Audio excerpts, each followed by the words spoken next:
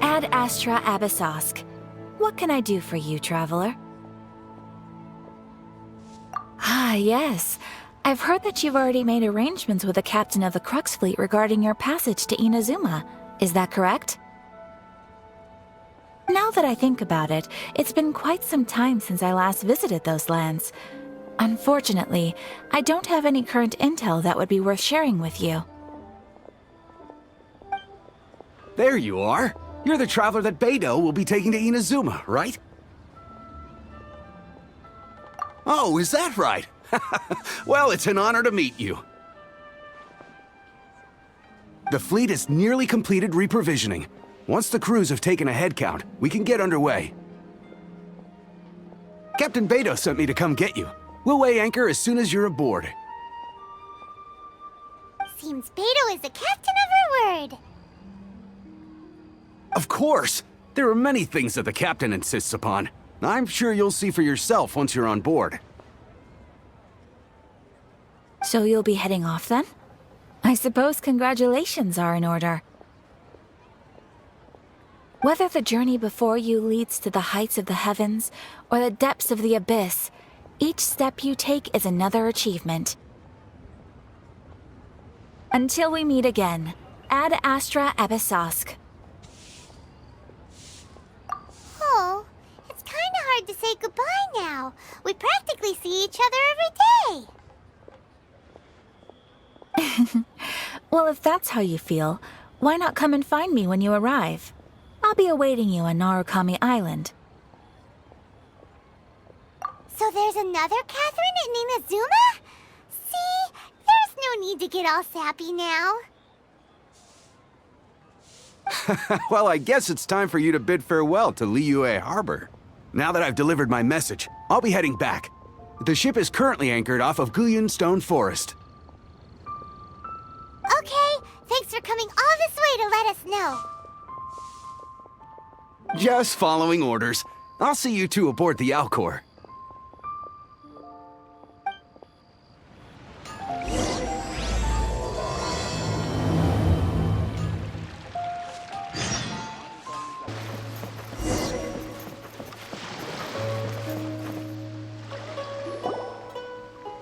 Ah, you finally made it. All these years, come rain or storm, the Crux fleet has never suffered a delay. If it were anyone else, I might have set sail already. Don't look too serious, I'm only joking. You're just on time. The crew have just finished making final preparations. Well, now that everyone's here, we set sail for the land engulfed by storm and tempest. The nation of eternity. Anchors away!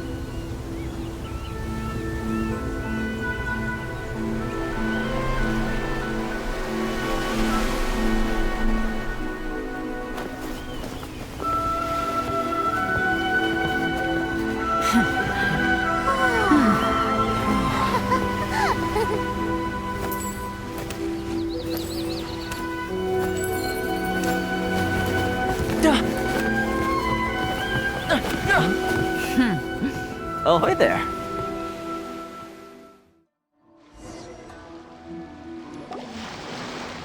So, you finally made it. You sure kept me waiting, Captain. And it appears we have a couple of stowaways. Or perhaps I should say, honored guests. Shush! You can blame your almighty shogun. The tempests around Inazuma have been growing all the more fierce lately. Though the fleet was fully up to the challenge, the inclement weather still caused some delay. Now then, let me introduce everyone. This is Toma, a trade partner that I've gotten to know recently. You don't know how long I've been waiting to see you. Toma, these two are... Oh, no need for introductions. Their reputation precedes them. Seems even the stormy seas can't keep rumors of these outlanders' sterling deeds at bay. Oh, it's sure nice to hear you say that. With any luck, it'll give you a head start here. Toma's resided on Rito for quite some time now. It wouldn't be going too far to say he's the fixer around these parts. If you run into any problems here, just talk to Toma. But if he tries to pull any moves on you, I'll be sure to deal with him personally the next time I'm around. No need to worry. I'm sure we'll get along just fine. Good.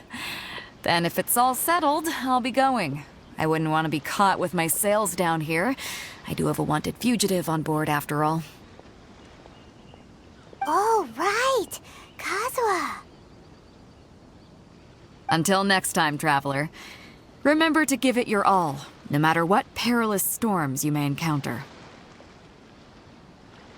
Fair seas, Captain Beidou. Bye-bye!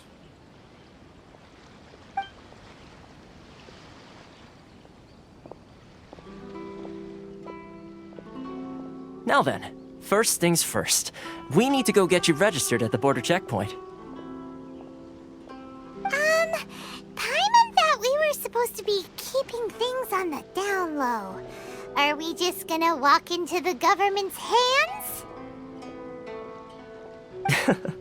Don't underestimate the reaches of the Sakoku Decree. You wouldn't be able to avoid inspection even if you tried. So we have to play by the rules, even if we're kind of bending them.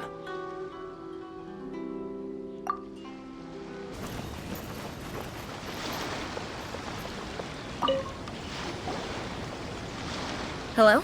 Please state your name, identity, and the purpose of your visit. Oh, except you, Toma. You must be new here. Uh-huh. Excuse me? Please provide the information requested and also declare any goods you are carrying with you. Currently, only members of the International Trade Association are authorized to engage in the import and export of goods. Do you have your trader's permits?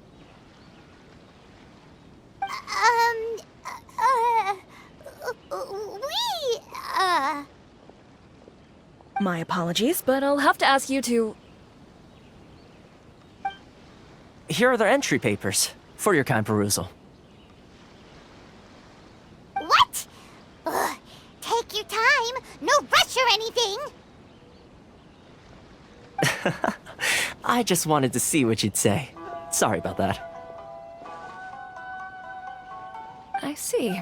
Okay. Your papers are all in order. Welcome to Rito.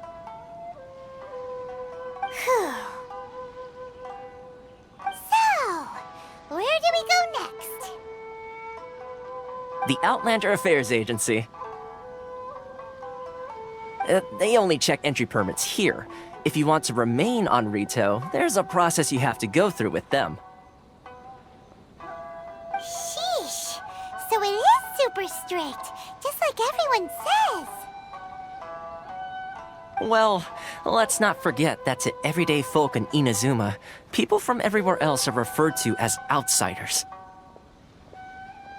As the word suggests, Outlanders aren't very welcome in Inazuma with the Sakoku Decree in force.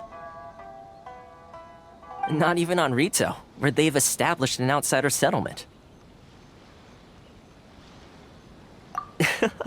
I like how you think. I've got a feeling we're going to get along very well. Now, let's head over to the Outlander Affairs Agency. Most of the current rules were put in place by the administration of Rito, the Kanjo Commission.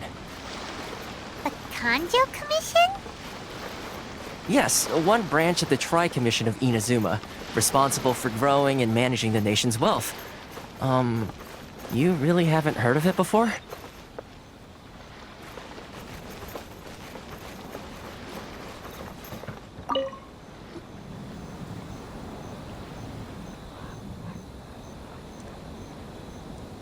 You've completed the entry procedures, yes? And now you want to apply for residency?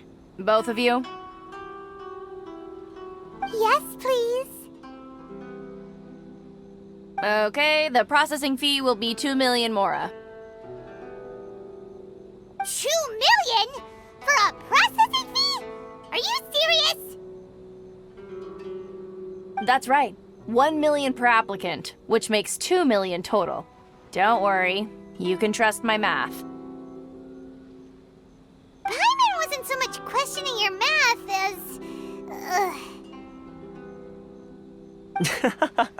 Ma'am, these two here are good friends of mine. I think you'll find I'm one face you recognize. Ah, Mr. Toma, it's you. By way of courtesy, allow me to reduce it to 400,000 mora total. Thank you ever so much, Miss Eureka. But as this is just a processing fee, I think 600 mora should cover it if I'm paying on their behalf. I'll treat you to dinner too. How does that sound? That's not how you haggle! By all means, bargain the price down, but... Alright then, as you wish, Mr. Toma. I will make a record. Much obliged.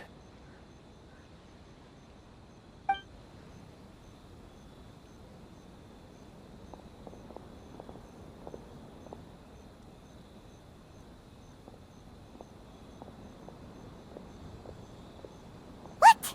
She went from 2 million down to 600? There's something seriously wrong with people's sense of finance around here! It's not as mind-boggling as you think. A processing fee is just a figure of speech. The way some here at the agency see it, the fees are easy money, so it becomes a question of how much they can make. So when the day comes that some poor merchant from overseas with more money than sense gets stuck here and needs to apply for residency... Then they'll milk them for all they're worth! Exactly. It's at times like this that having a local friend really comes in handy. Yes, but when you're an outlander in Inazuma, far from home in this close nation era, there's very little that can be done about it. The most that overseas merchants can do to look after themselves is stick together. That's how the International Trade Association came about. So it's a trade association built by and for Outlanders? Yep. And as well as advancing commercial interests, the association provides help, support, and structure for Outlanders trying to survive on Rito. Essentially, it's an association devoted to both commercial excellence and survival skills.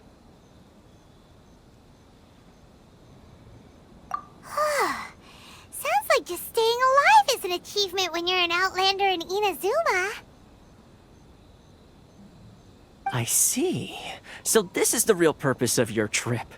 Yes, given that you are Outlanders, it's certainly a lofty aspiration. After all, the Raiden Shogun is the most exalted and revered one in all of Inazuma. She is a deity who reigns on high, while all other life gazes up in awe.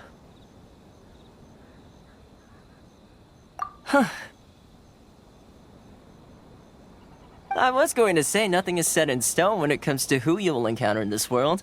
Who's to say you won't happen to run into the Raiden Shogun one day after lunch?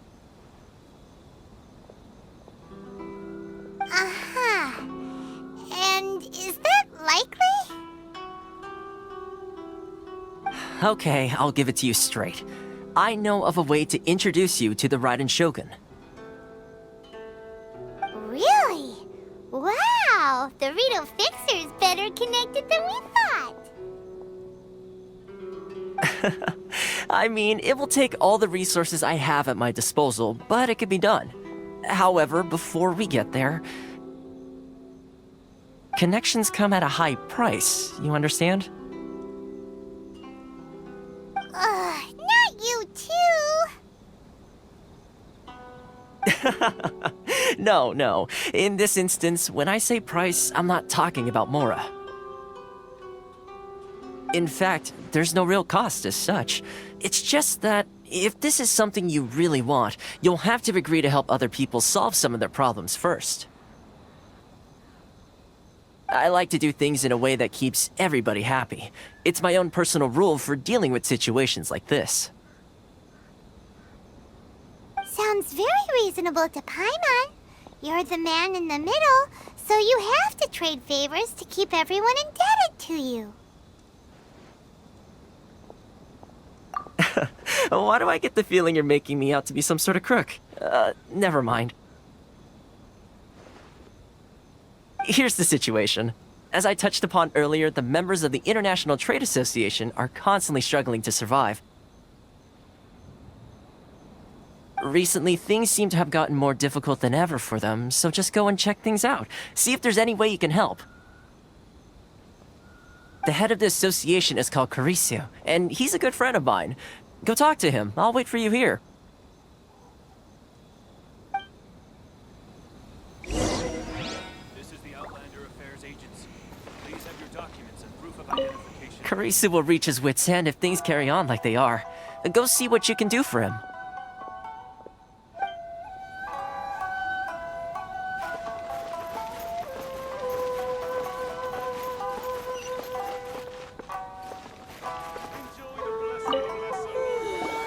Huh? Hello there. You must be seeking refuge with the International Trade Association.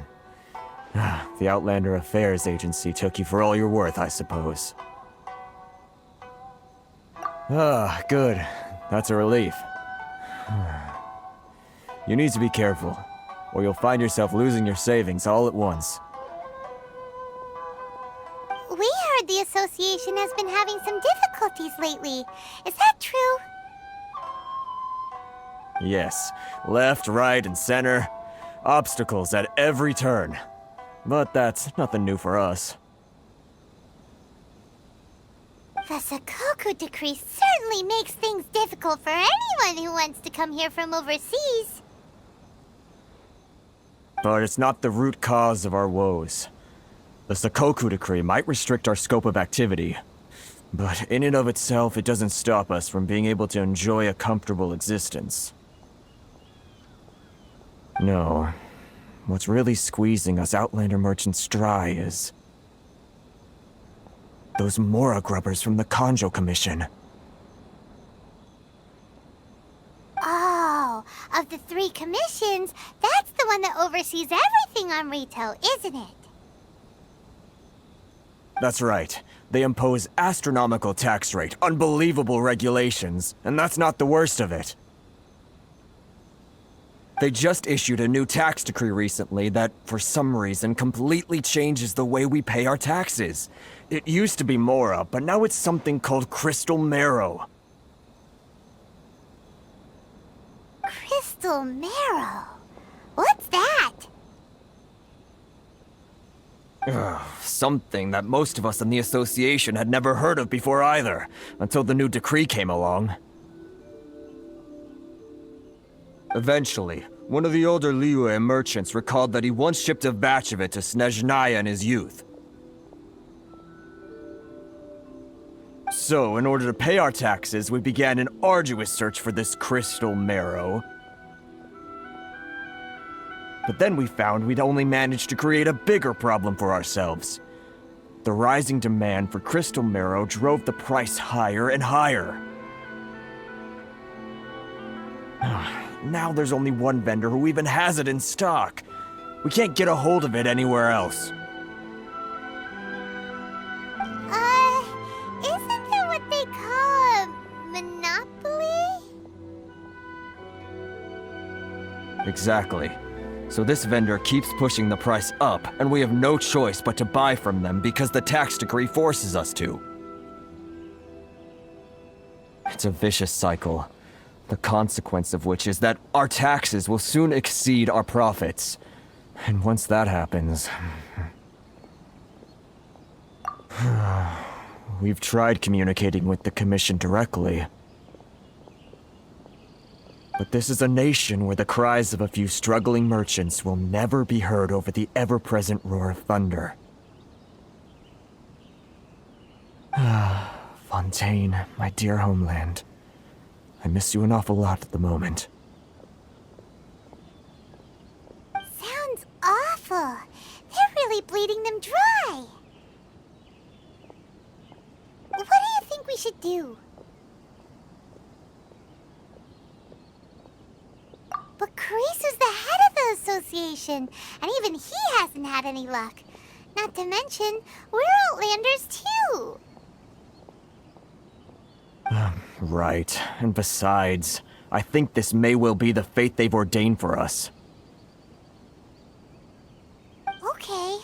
Well, we could try tackling the problem by going to the other party involved. That vendor... I've actually done business with him in the past, but after a point he stopped contacting us. I have no idea where he sources the stuff. Well, it definitely sounds like he's being unfair. How do we find him? We could go talk to him and see if he lets anything slip. Hey, that's a pretty good idea. Since you're not affiliated with the association and you're new to Rito, he may just let his guard down. If I remember correctly, our usual meeting point with him is under a tree by the coast in the residential district. See if you can find him there. Got it! We're on the case!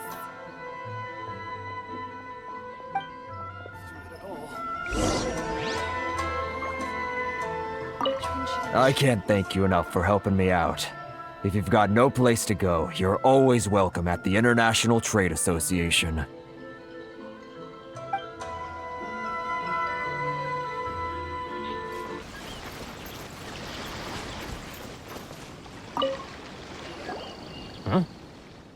I don't think I recognize you. Are you new arrivals? So, what do you need with me? The sheer nerve. You don't go around asking questions like that. If I gave you my sources, I might as well hand you the whole darn business. Trade secret. Got it? You know what trade and secret mean, right? Guy's got a bad attitude. Ha! Are you even buying? Oh, I see what's going on here. Carisu and his associates sent you here to try and plead their case, didn't they? They're wasting their time. The price is non-negotiable, not by a single Mora. Hey, what's your problem? Get out of here, go on. Tell them they're lucky to be buying from me in the first place, and they ought to be more grateful. If it weren't for me, they'd be in seriously hot water. What are we gonna do? There's no talking to this guy. Good idea. Let's check back in with him.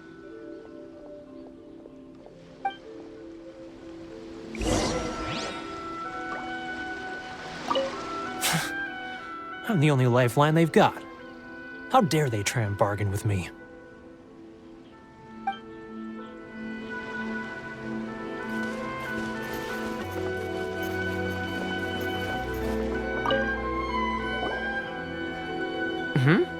That was quick. You resolved it already? Actually, we're having a little trouble. No? Well, by all means, tell me what you need. I'll help as much as I can. Getting you to go fixing things when you've only just arrived is quite a demand. Oh, that guy? I'm familiar. He used to be a bit of a sorry sight, selling shells that he'd collect on the beach just to get by, but he seems to have suddenly shot up in the world recently. I can only assume he must have found himself a patron after leaving the International Trade Association. You're saying he used to be a member of the International Trade Association? So he's an Outlander too? Yes. Couldn't you tell when you spoke to him? That's right. Werner was born in Mondstadt, then went into the shipping business, trading between Leah and Inazuma. When Inazuma closed to the outside world, he was one of a group of Outlanders that ended up stranded on Rito. What a bummer! The International Trade Association was initially very generous to him, but over time, with decree after decree, the association members found it increasingly difficult to make ends meet. So he left the association and turned his back on them. I'm sure it's more nuanced than that.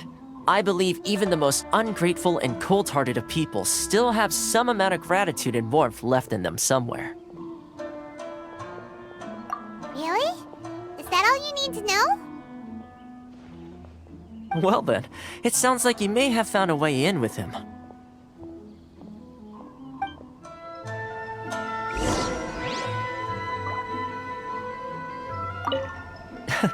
Something tells me you've come up with a smart way to solve this.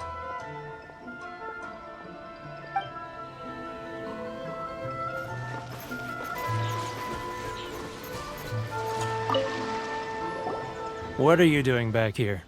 Just because I got plenty of time on my hands doesn't mean I want to waste any of it talking to you.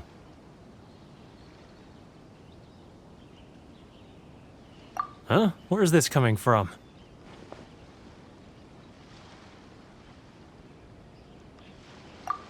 Mondstadt?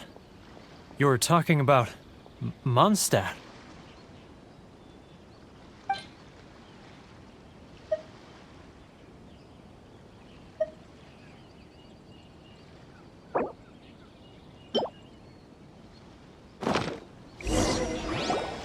Goodness, I can sense it now.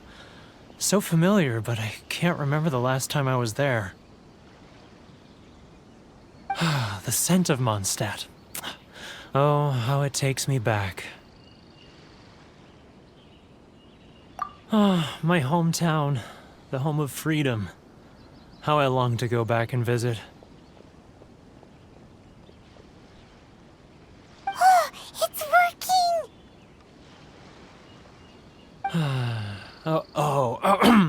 So, trying to play my heartstrings like a liar, are you? I know what you're up to. Huh? What is this? What are you up to now?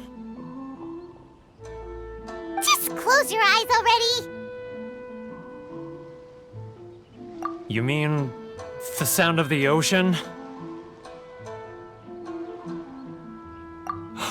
Leah Harbor.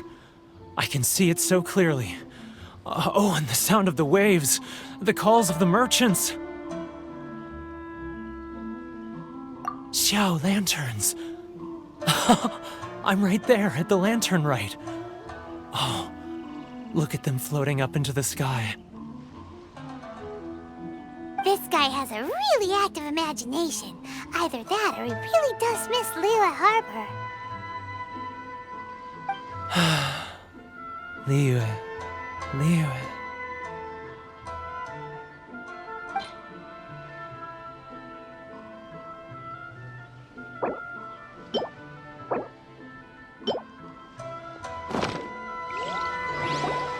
Wait. Stop. That's enough. Don't make me relive it anymore. My poor heart can't take it.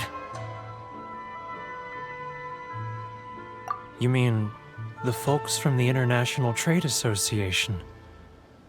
And I suppose they are far from home, just like me. Often, I'll sneak down to the shore at night and listen to the sound of the waves. I like to imagine it's the voice of my hometown, carried across the ocean. I've run into folks from the association more than a few times doing just that, but I always hide my face and slip away. Don't you think I've wanted to talk things through with them and free myself from this anguish? Well, no one's stopping you, so... They're so resilient. None of them had anyone else to rely on, so they rallied together, committed to finding a way to survive. But I couldn't do it. I'm not strong enough. So I caved. Those people, they'd make the smallest of promises, offer the most measly benefits, and I'd do whatever they asked of me. And make Mondstadters look like the worst people in the world. Alright, I'll tell you the whole story. It's eating me up inside, and I can't take it anymore.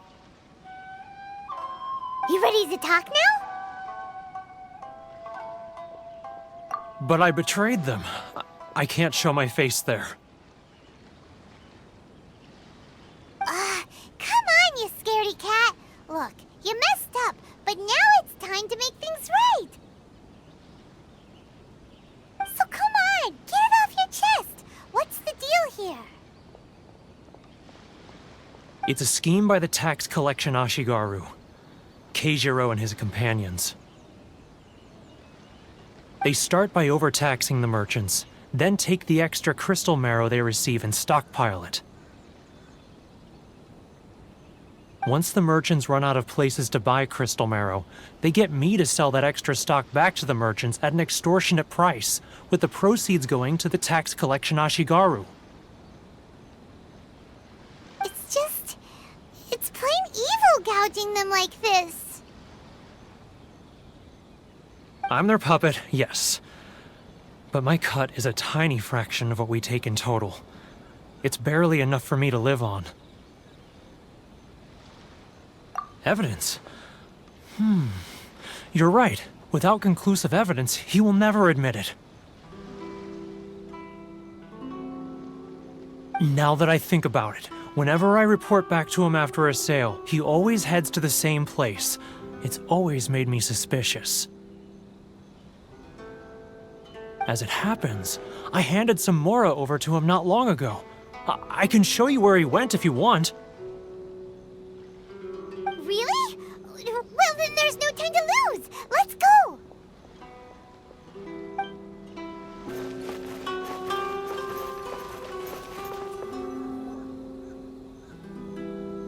Keijiro! It's him!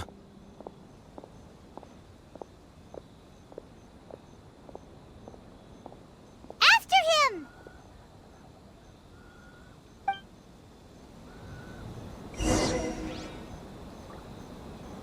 Sorry. I need to think about it.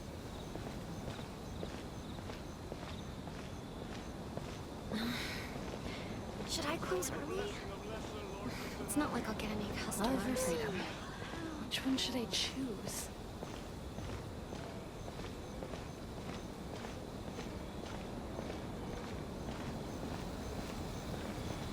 Too close! That's too close! He'll notice us for sure! If you want to taste Mondstadt's great wines, then look no further than Sailing Breeze. Now, who... Too close! That's too close! He's getting further and further away! Let's catch up a little! What was that sound? Quiet! Don't let him find us! Must be hearing things. Drat, I'm behind schedule. I need to hurry.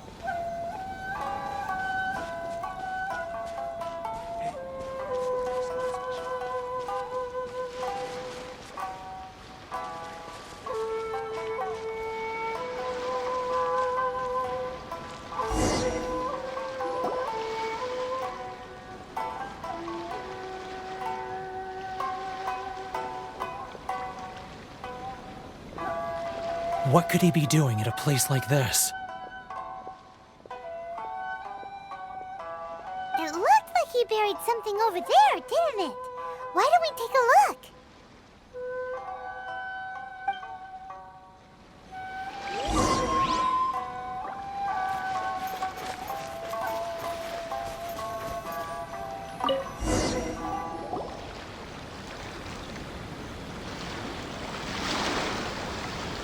Whoa, it's a ledger. Boring! Paimon thought he'd hidden a big pile of Mora here.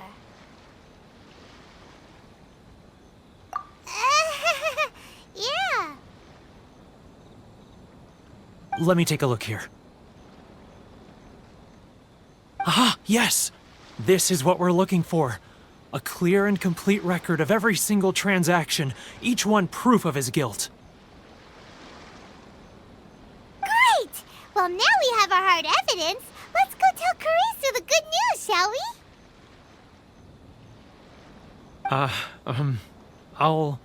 I'll say goodbye to you here then. Huh? You aren't gonna come with us? I need a little more time before I'm ready to face the head of the association. I'm sorry. Huh. Poor Werner's a pretty awkward guy, huh?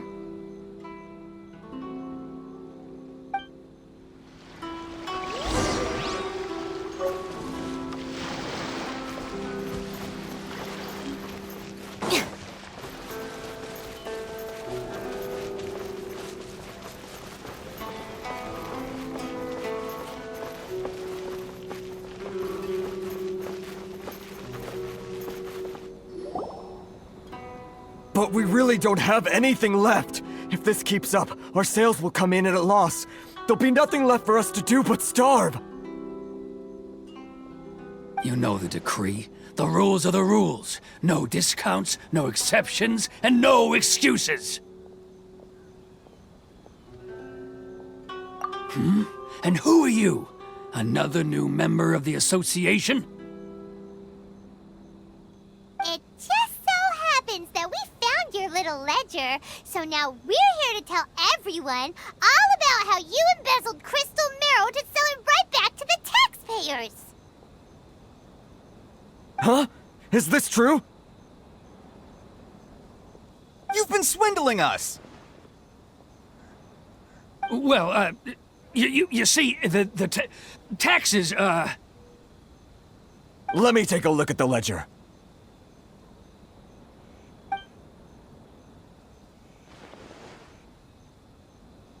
Well, would you look at that? Every payment the association has made is right here in your personal ledger. So, Mr. Keijiro, it seems you have some explaining to do. How shall we settle this, So you think you can use this against me, do you? It's quite obvious that I'm merely trying to earn a modest living for myself, like anyone else. Word has it that samurai and the commission place great importance on reputation and prestige. Though I'm sure commission members won't blame you once word gets out. Huh? Is that a threat? Are you threatening me? No, not at all. I'm simply stating that it would be quite a pity if an illustrious gentleman such as yourself were to have their reputation tarnished. Well, even if what you say is true, what do you suggest we do about it? I believe you still have a quantity of crystal marrow in your possession, correct?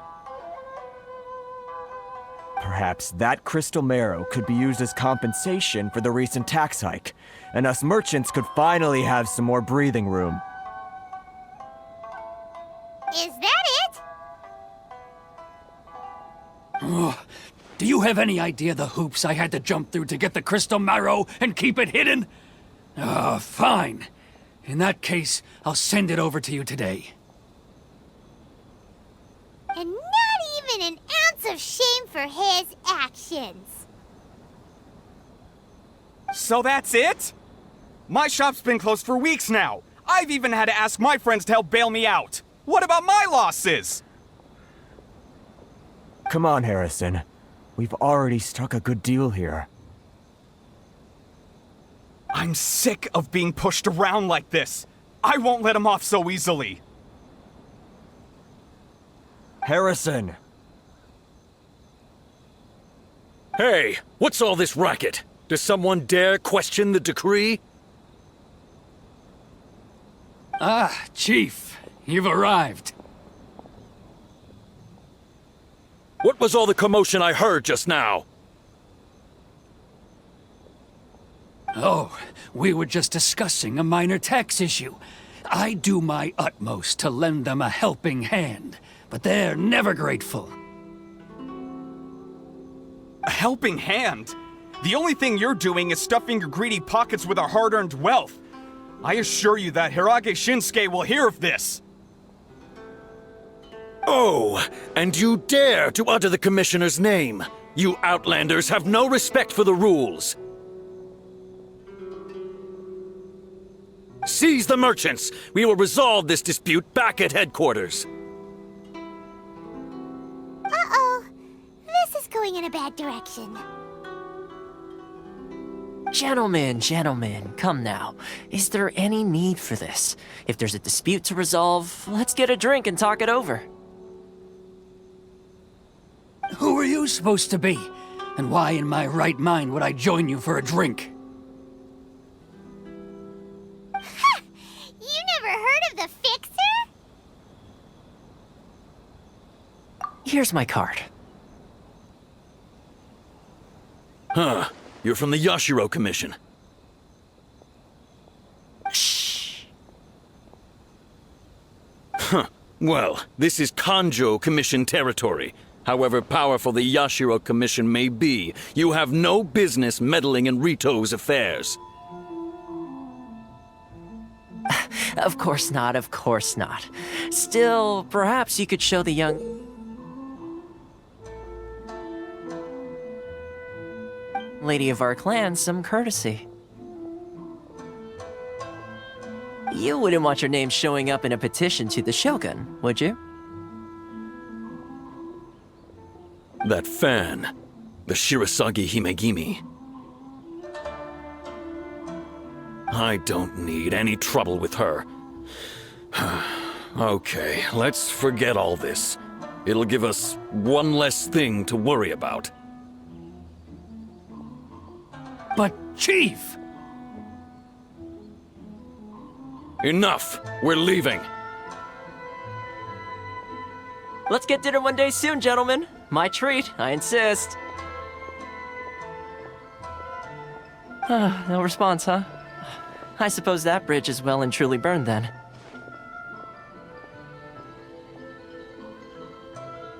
Thank you so much, Toma. But I'm sorry your relationship with the Kanjo Commission had to suffer for our sake. Hey, I was joking. It's a small price to pay, and you're more than welcome. If there's anyone you should be thanking, it's the Traveler. He's the one who found a way to turn things around. If nothing else, I'm sure the tax collection Ashigaru will tread a little more carefully in the future. Toma, what was all that? Shh, not here. Too many people listening. Let's move somewhere else.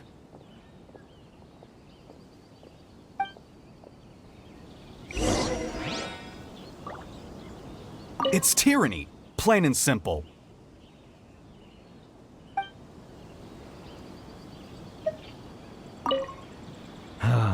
Thank you so much.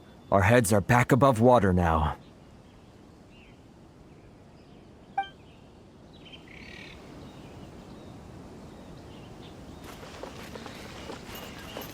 Enjoy the blessing of Lesser Lord Kusanagi.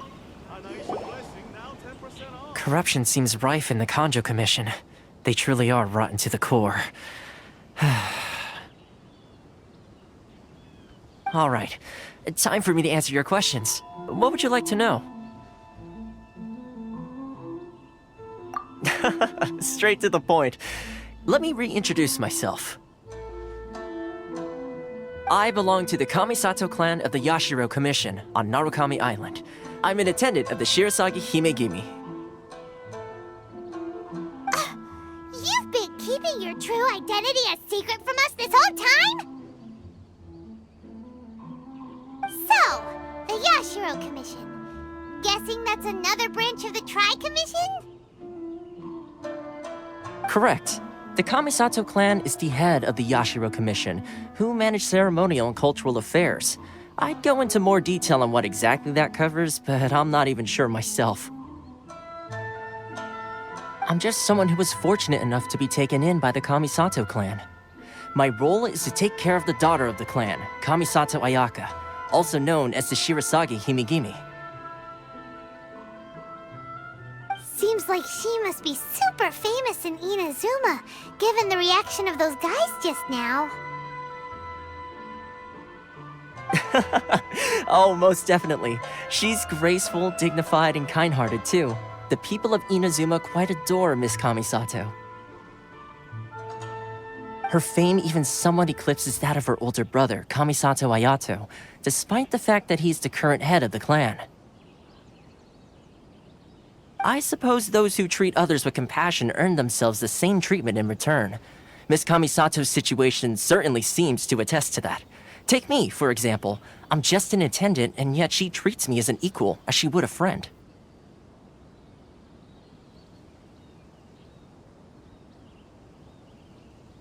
You're asking the right questions, and to be honest, I don't want to keep you in the dark any more than is necessary. Firstly, you should know that being a fixer is not something you can fake. I spent the better part of a month tirelessly building up a network of relationships on the island, and I got to know Captain Beto during that time too. Still pretty good going for just a month's work. Well, maybe I have a slight knack for schmoozery, but the main thing was I had to make sure I'd be in time to receive you when you arrived. Inazuma may have closed off to the outside world, but that hasn't stopped a lot of people from hearing about your feats in Mondstadt and Liyue. So, when Miss Kamisato heard of your intention to come to Inazuma, she began looking forward to your arrival with great anticipation. She's excited to find out whether the rumors are true. That is, that you have what it takes to change the tide of the times. Change the tide of the times? In the test I gave you earlier, although there were a few hiccups at the end, it was you who found the way to turn the situation around. Navigating powerful people, using their character flaws to your advantage. It's just what Miss Kamisato had hoped to see. With your help, even the Vision Hunt decree...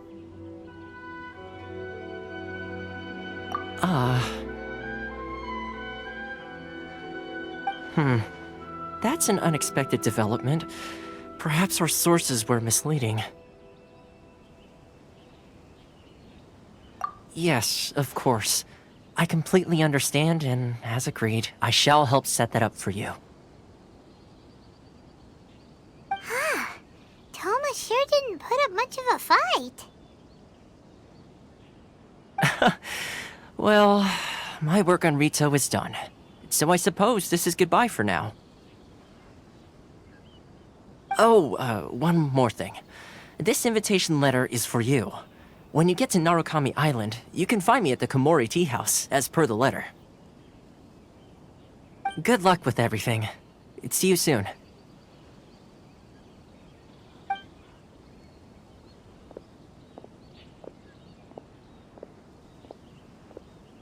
Toma's not such a bad guy, huh?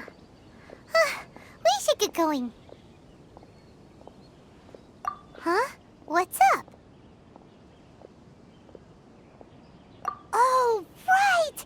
Paimon forgot all about that! Wait, so did Toma forget that too? Oh, darn it! No wonder he was so matter-of-fact about the whole thing! Ritu, Paimon's going straight to Kamuri Tea House to settle the score! Well, guess we should give it a try. Let's head to the border and see how far we get.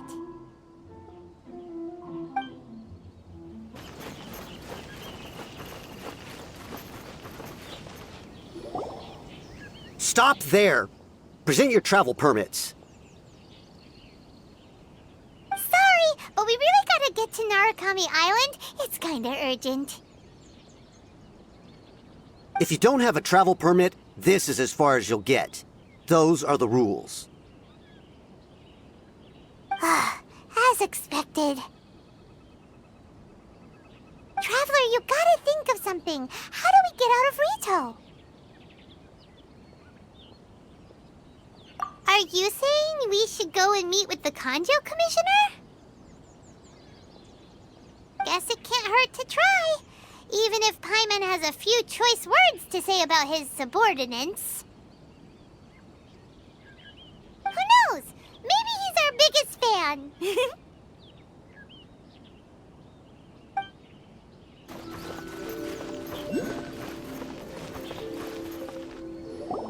Halt! This is the Kanjo Commissioner's office. No trespassers. We're here to see, the Kanjo Commissioner? The Kanjo Commissioner seldom entertains Outlanders. Leave now or we'll be forced to... Ah, wait.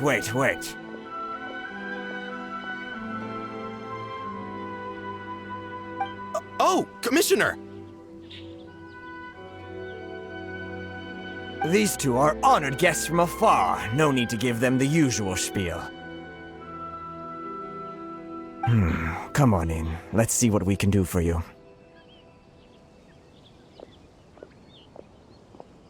Huh! Did you get all that, mister? My sincere apologies.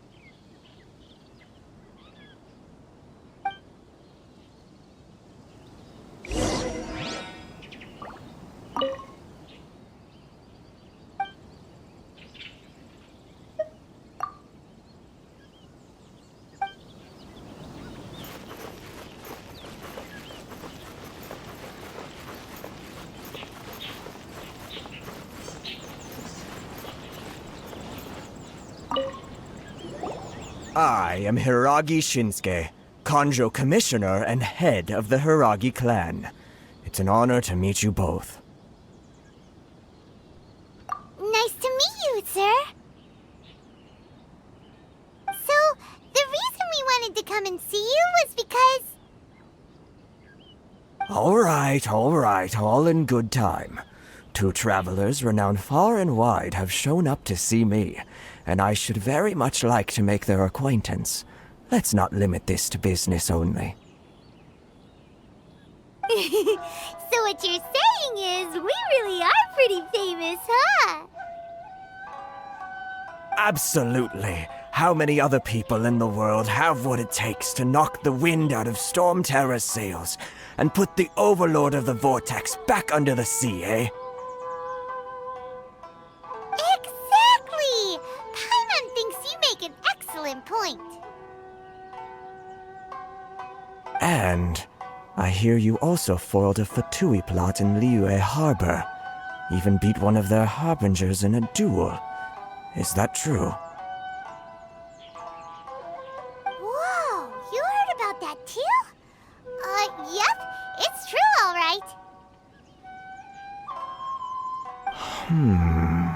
As I thought. Something wrong?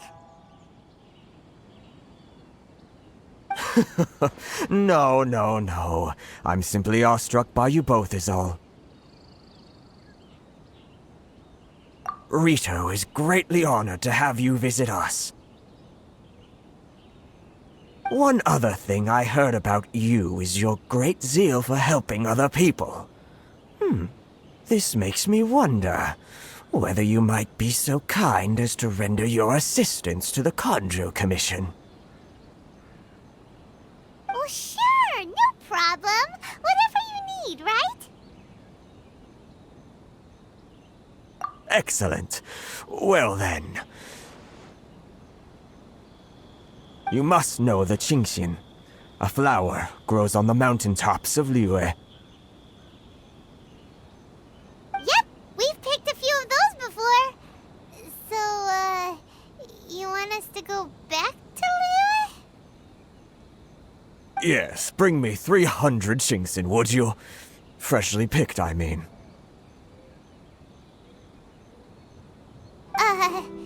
Did Paimon hear that wrong?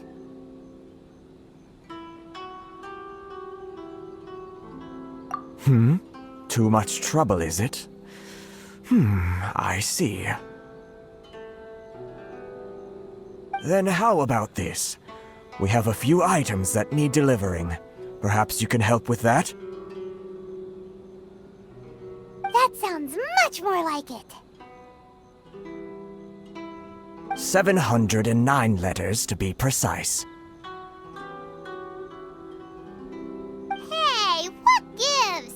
How come you don't have people to do that already? Terribly sorry. We're just a little short on people lately.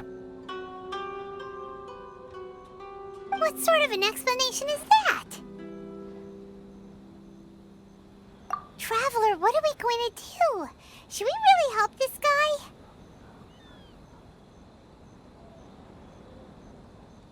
That's the spirit. Don't keep me waiting too long now.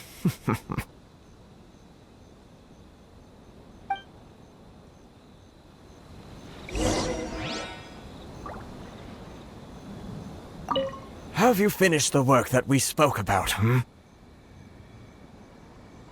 Report back to me once you've finished.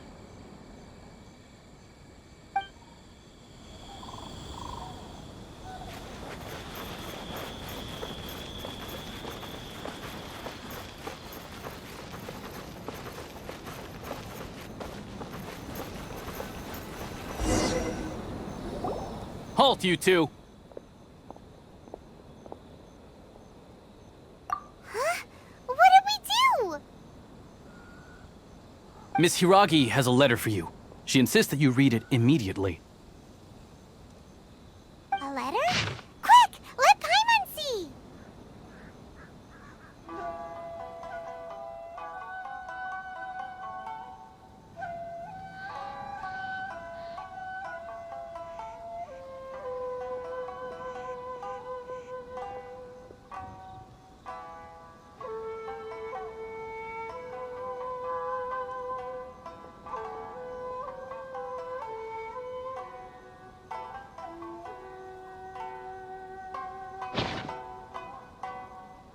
So this means she wants you to secretly meet her at night? But you didn't seem surprised at all by this. What's going on? Huh? Have you been up to something behind Paimon's back? Let's ask her tonight and see what she has to say.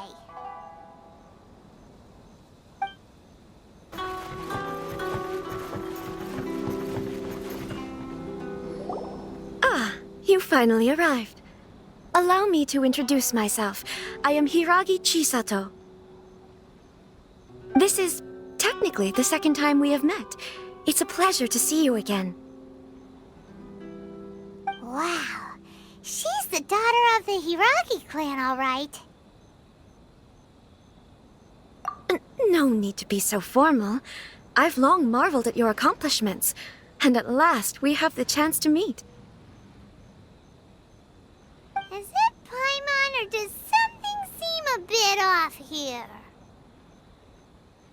The reason why I wanted to secretly meet you here is, well, I feared that I might never have another opportunity to discuss this with you. Discuss what? Ahem. I should like to ask for your help with delivering a letter. Like father, like daughter. Couldn't you be more original? No, you misunderstand me. Please, allow me to explain. I was hoping that you could deliver a letter to Narukami Island in my stead. It is to be given to Kujo Kamaji of the Tenryou Commission. My father has always forbidden me from communicating with him. He knows that there are prospects for my marriage that would better serve him politically. But my heart is with Kamaji. There is no one who would dare defy my father's will on Rito, but you are Outlanders. Outlanders seeking to get to Narukami Island. It would be regrettable to let such an opportunity pass. Oh, Paimon gets the whole picture now. Of course, in doing so, I will also do everything in my power to help you leave Rito. That is my promise. To be perfectly honest, as long as you remain in Inazuma, my father will have no intention of letting you leave Rito. Yeah, we figured as much. It was pretty obvious he was just trying to hold us up here. I secretly overheard a conversation between my father and a very arrogant-sounding woman just a few days ago. They seemed to be discussing how to keep you here on Rito. In fact, it was the first time I had ever heard my father speak so respectfully to someone who wasn't the shogun. We don't have much time. I'll tell you my plans to help you off the island. It just so happens that a shipment of goods is...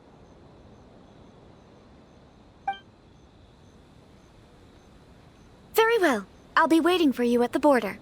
I'm counting on you to deliver my letter.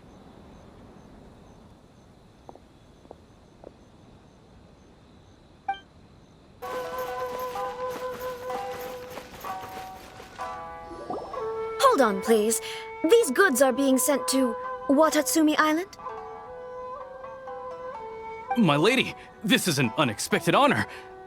You are correct. These goods have been repeatedly requested by the Kanjo Commissioner. We must be certain that they reach Watatsumi Island intact.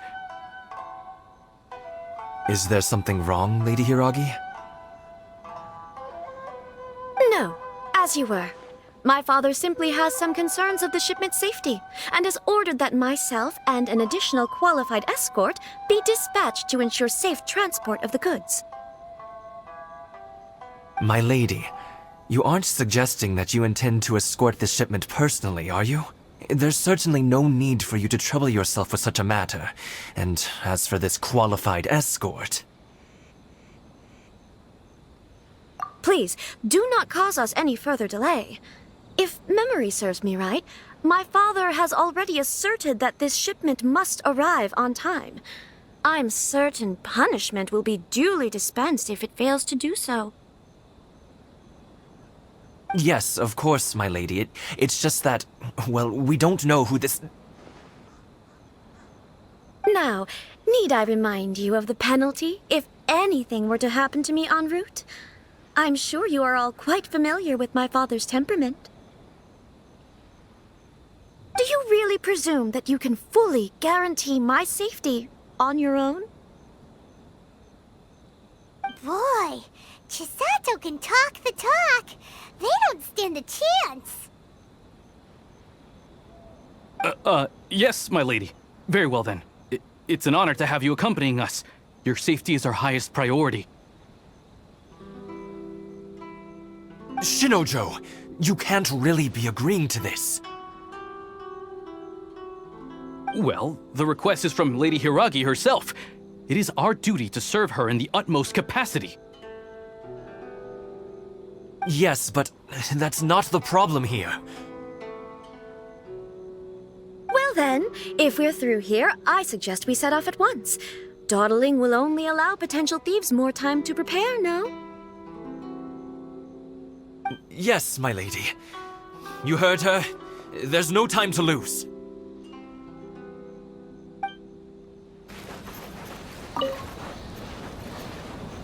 My lady, please stay back. We'll handle it. Not as well as we'll handle it. You're seriously considering taking this job? That's ridiculous.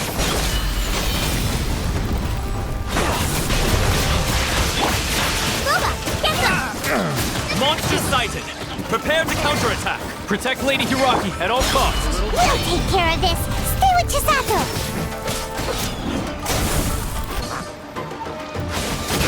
Watch out!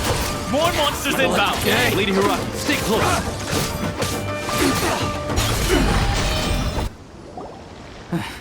We can take refuge in the village up ahead. How are you faring, my lady? I'm perfectly all right. You may stop here. The road to Narukami Island is just over there. In my letter, I've requested Kamaji to grant you a special travel permit from the Tenryou Commission. Consider it a token of my appreciation. My lady. So that's how it is. I had a feeling something was amiss, but Shinojo, you... No, Lady Hiragi would never hide anything from us, I'm sure of it. But who is this Kamaji you speak of, my lady? I'm not afraid to say that he's the one I love. The one you love? Shinojo, did you honestly think that... What? No, I was just clarifying, that's all. I would never in my wildest dreams, You two needn't worry. Please, forget that this ever happened. If my father catches word of it, I alone will be held accountable. Yes, of course. As you wish, my lady.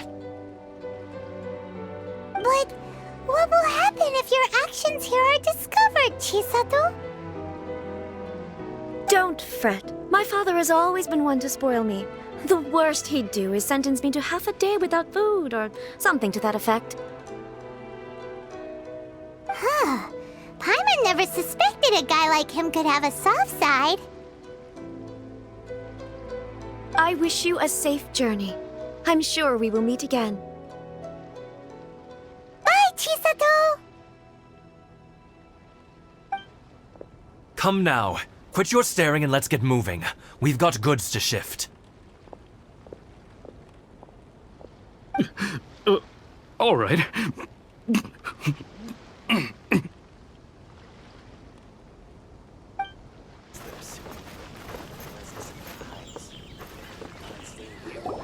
According to the letter, this should be the place. Sorry, we don't serve the general public. I'm afraid you'll have to leave. Wait! We're not the general public! Well then, you must be a couple of wandering outlanders that snuck into the nation, judging by your attire. Are our clothes really so... what Paimon means to say is... The Yashiro Commission's seal. This must be from Mr. Toma. It seems there's more to you than meets the eye. In which case, welcome to the Komore Tea House, a safe haven for the Yashiro Commission. Well, that sounds more like it.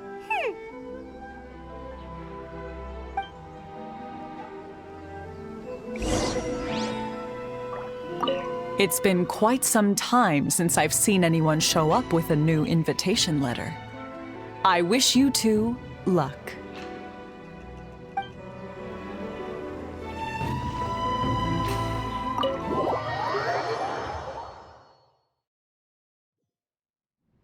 Well, now that we're here, where's Toma?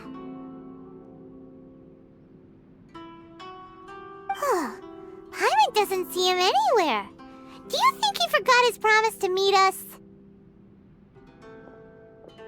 Who forgot their promise? I was beginning to think you'd forgotten about me. What?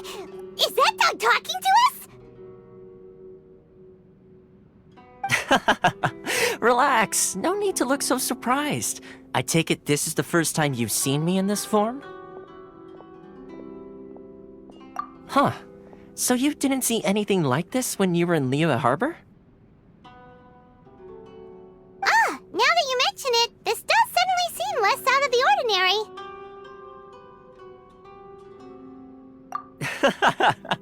All right. I've had my fun.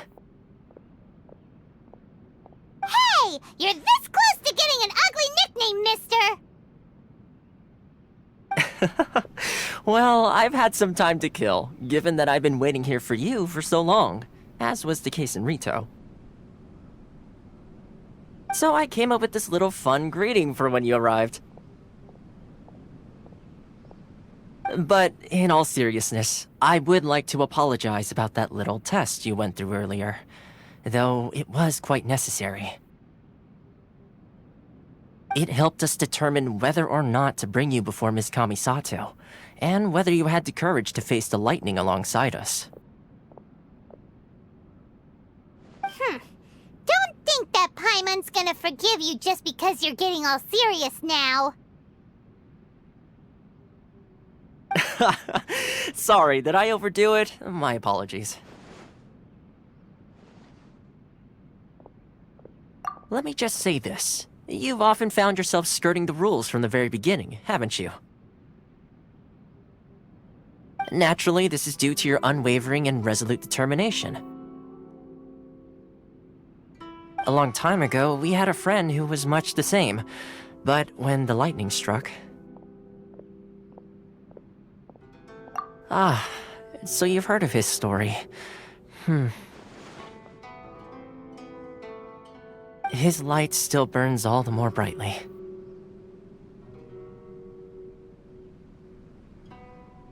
Yes, of course. I will bring you to the Kamisato residence where the Yashiro Commission is located.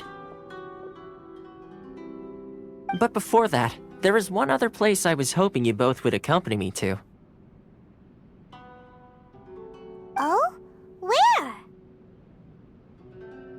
I would like you to come with me to the statue of the omnipresent god.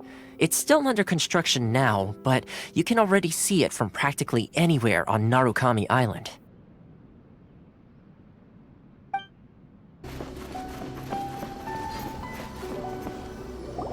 This area sure feels gloomy. People probably don't come here often, do they? Huh? Are Paimon's eyes playing tricks? Or are there things embedded in the statue? Visions. Visions? You mean all the visions that are collected from the Vision Hunt degree are put into this statue? So you've already heard of the Vision Hunt decree. Before I try to explain, I should perhaps remind you first that Mondstadt is the city of freedom, and Liyue is the city of contracts. As for Inazuma, it's known as the Nation of Eternity.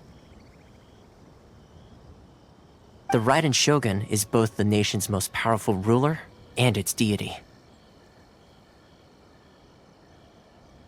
The Eternity in question is her endless and unchanging will to rule over Inazuma. As such, she relies on the Tri-Commission to regulate the nation's affairs and the Sakoku Decree to limit the people's movement.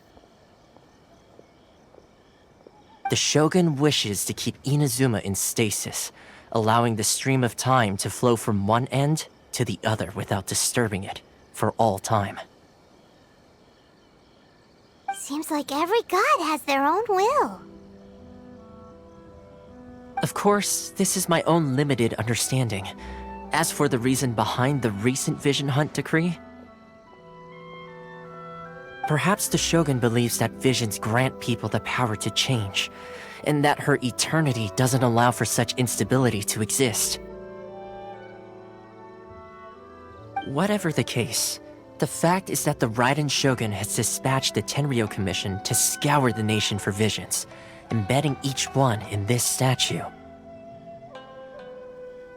And this statue of the omnipresent god can be seen as Inazuma's symbol of eternity.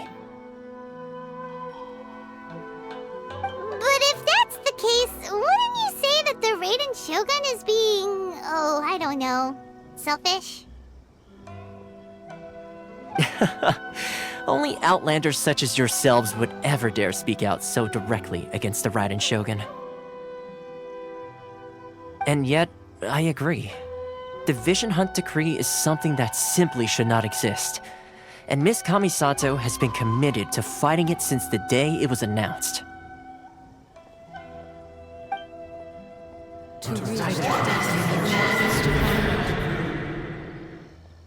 Huh? Hey, are you okay? You look like your mind is elsewhere. Sound? What sound? I didn't hear anything. Did something happen? Yeah, you touched the statue, and then what? Aspirations? That would seem to confirm the saying. Have you heard it before? That when a person's ambition reaches a certain strength, the gods look upon them with favor. That is where visions come from. In other words, a person's vision represents their ambition. So if what you just said is true, then the ambitions of these people are stronger than I imagined. Alright, time for the next stop on our tour of Narukami Island, the Kamisato residence. Finally!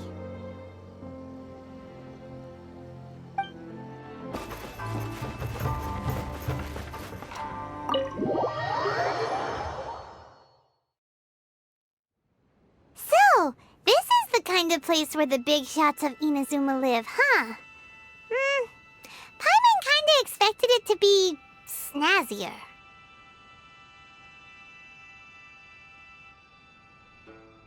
Welcome at last to the Kamisato residence, honored guests. Miss Kamisato is delighted to finally meet you. Is this the Shirazage Himegimi you keep going on about? So, where's she at?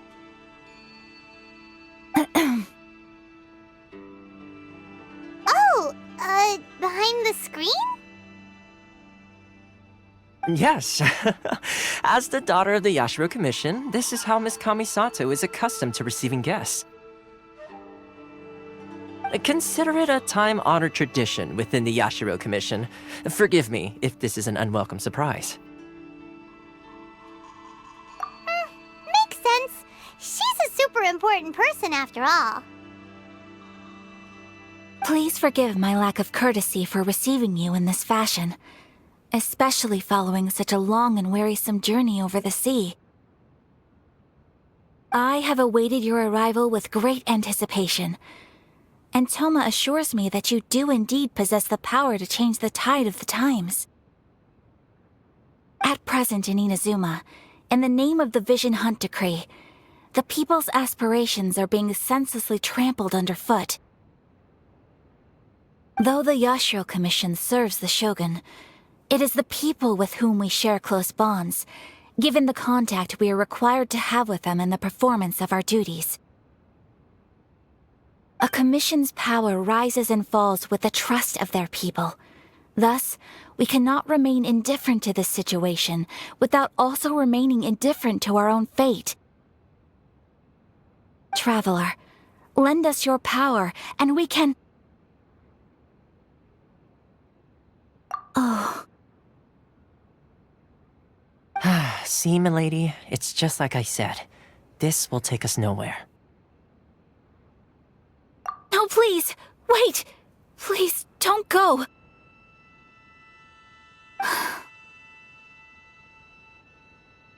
I will introduce you to the Raiden Shogun on one condition.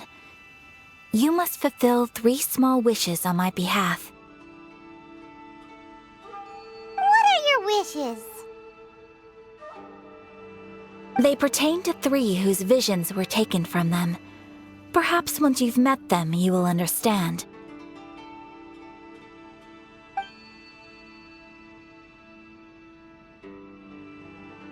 A warrior who guards a village, a former samurai who helped carry out the Vision Hunt decree, and a swordmaster determined to become the best in the world. Does Paimon got that right? Correct.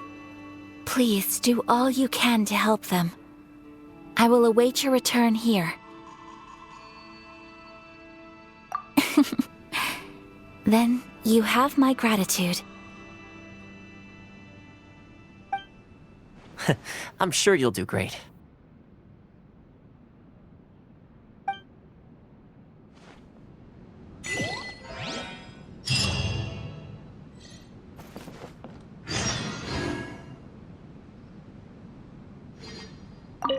Miss Kamisato's left, it seems. No cutting corners now, okay?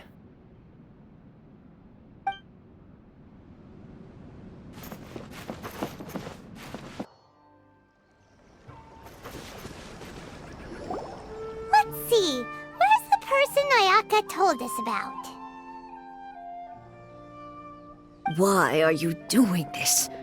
Why leave all of a sudden, after all these years?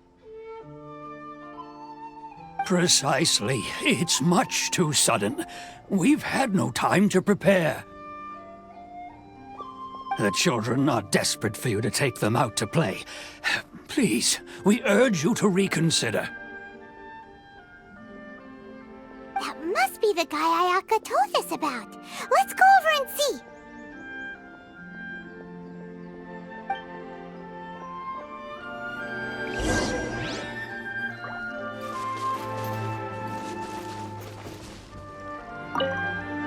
Ah, you must also be here to try and convince Tejima to stay.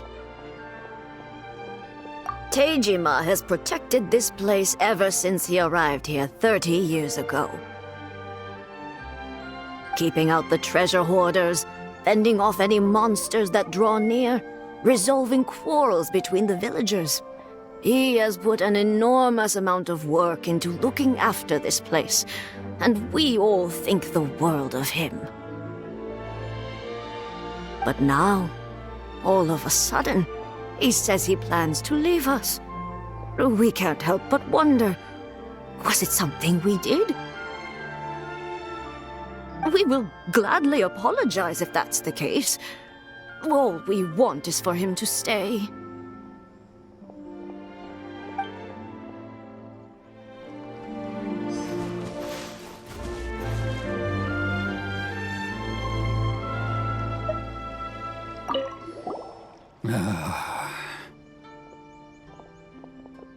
If you want my opinion, something to do with the Vision Hunt decree. It's clear that Tejima had done nothing wrong, and still they confiscated his vision. After that, he became a completely different person. I can't claim to fully understand it, but I could tell that he'd lost something very important to him. He went off on a walk, alone, circled the village a few times, and then out of the blue, he announced that he was going to leave and become a wanderer. Truth be told, we aren't sure whether trying to keep him here is the right thing to do, but equally, it doesn't feel right to let him leave when he's in this state. He's a lost soul. Seems like he's a well-respected guy around here.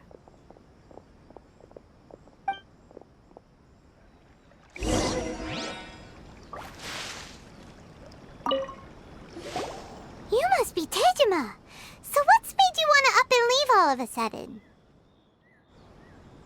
Me? It's not a question of why I want to leave, but a question of what reason I would have to stay. True, but that's not why I chose to stay here. And what made me want to come here 30 years ago? And why have I never wanted to leave in all that time? I don't have answers to those questions because I can't remember anymore. Ever since they took my vision away, it's like A slice of my memory is gone. In the past, I knew I wanted to stay here. But whatever resolve I had then, it's gone now. So I thought, what's to stop me from moving around instead? The emptiness inside me will be there either way. Okay. Well, in that case, if we help you rediscover the reason you chose to stay, you won't need to leave anymore, right? But if you can't remember anything, it's not gonna be easy. Oh, maybe if you just try a little harder to remember, then it'll all come flooding back? Oh, that reminds me. Last time I brought Tejima some fruit, I do believe I saw him writing in a diary. I keep a diary? If you say so. I honestly can't seem to remember. Oh, yes, you do. And what's more, I remember you saying at the time that you wanted to make a note of a few interesting things. Things which would prove very important at a later date. Perfect! So if we want to keep Tejima from leaving, we just need to find his diary. It must be around here somewhere. Let's take a look. If you don't mind, we will leave you to find the diary. We should head back to the village to inform the others of Tejima's situation.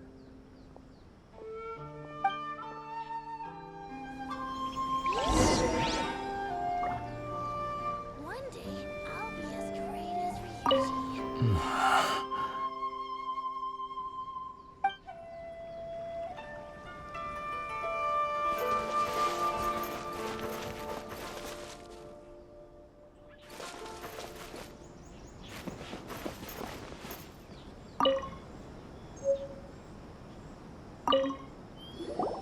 This looks like Tejima's diary, all right.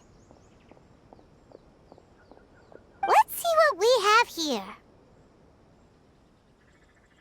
Today, the villagers and I got together to cook dry braised salted fish. I messed up and burned mine a little, so I had to pretend that it was black snakehead instead. Today, I helped rescue a kid who had fallen in the water. After I pulled him out, he told me that his best friend Bamboo was still in the water. I searched the water the whole afternoon before finding out that Bamboo was the name of his pet crab. I went kite flying today.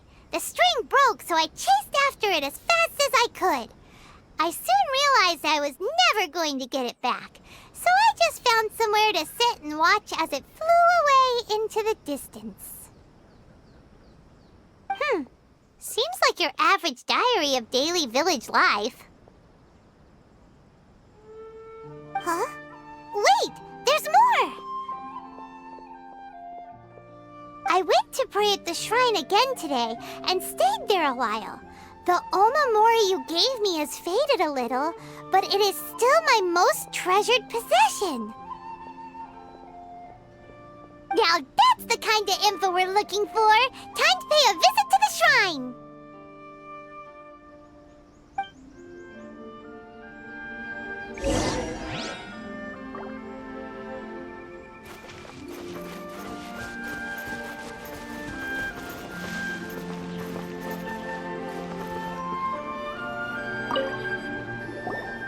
So this is the Omamori Tejima wrote about. Interesting. Looking at the color and the design, Paimon would have thought it belonged to a child. But anyway, if he had this with him all the time, there's a chance some of his elemental energy remained on it. Do you think that it might come in handy?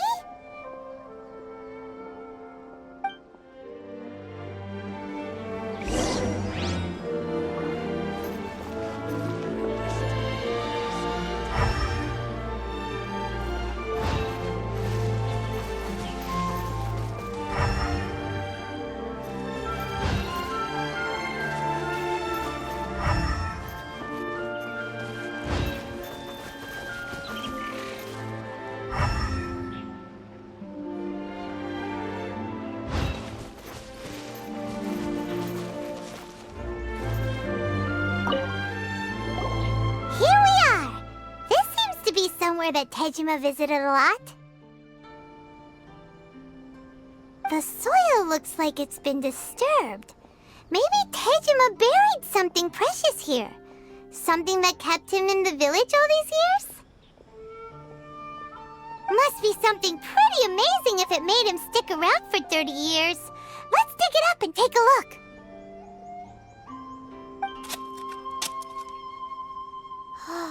It looks like a letter. The paper's gone yellow. Must have been written a really long time ago. Konda Village. Sounds so familiar. Where is that place again?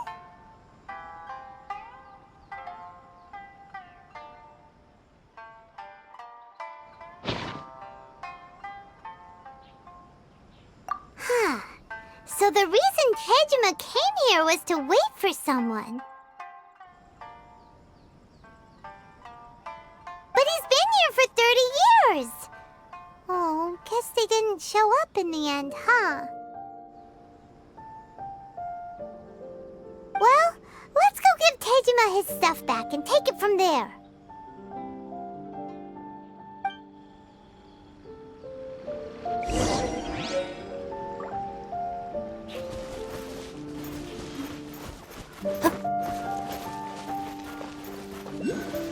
One day, I'll be a story.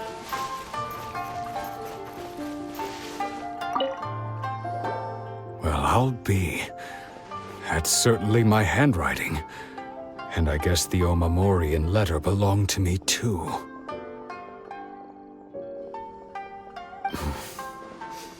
But I have no memory of anything that's written in this diary. Still, it's clear that I was waiting for someone here, and that I chose to wait for 30 years. Over the years, I must have made a note of anything interesting. Anything that I could share with her when we were finally reunited. And just look at all the things that did happen over the years. The time has flown by so quickly. 30 years feels like the blink of an eye. How could I have forgotten something so important to me?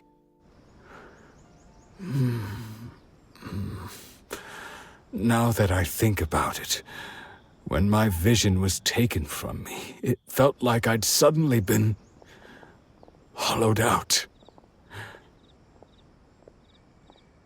Love, regret, everything I felt for her, it's all disappeared. No, not especially. After all, I've forgotten who she was. Her face, her voice, the things we experienced together.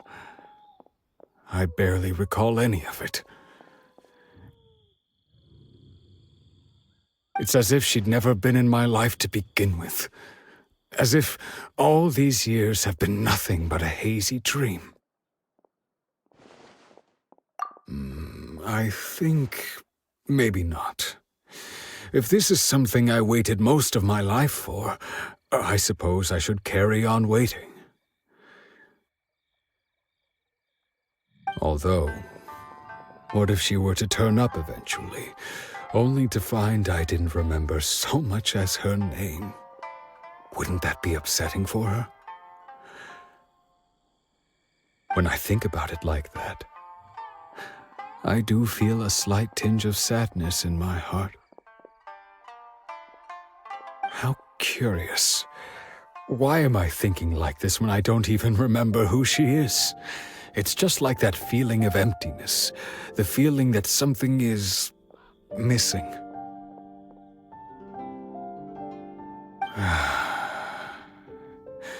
Thank you both for helping me reconnect with my reason for staying here. I shall remain here and keep waiting for her.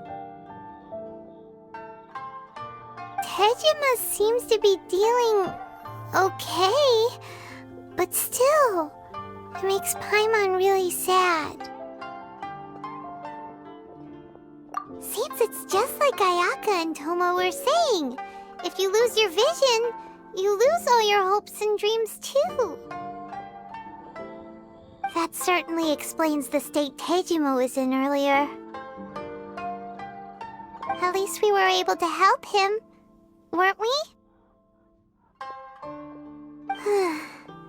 Well, let's go find the next person.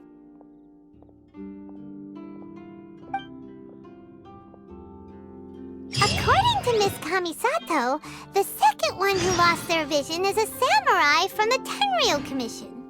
Whew! We're finally on our own way again! I suppose it's time we find Toma.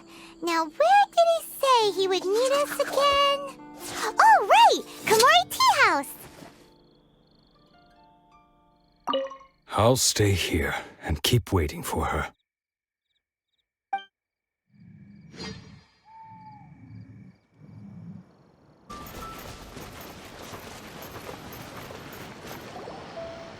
They say the Tenryou Commission is directly controlled by the Shogun.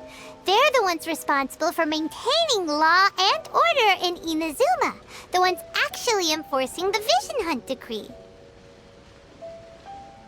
But why would they take action against one of their own? Paimon doesn't get it. Huh? There seems to be some commotion over there. Let's go see what's happening. I'll ask one more time. Do you intend to withhold this month's emergency provisions? The entire clan is counting on that food! We demand an explanation! How many times do I have to say it? I don't know anything about emergency provisions. You dare deceive us? Those provisions are essential. Do you understand? Not some goods to be pocketed by greedy samurai.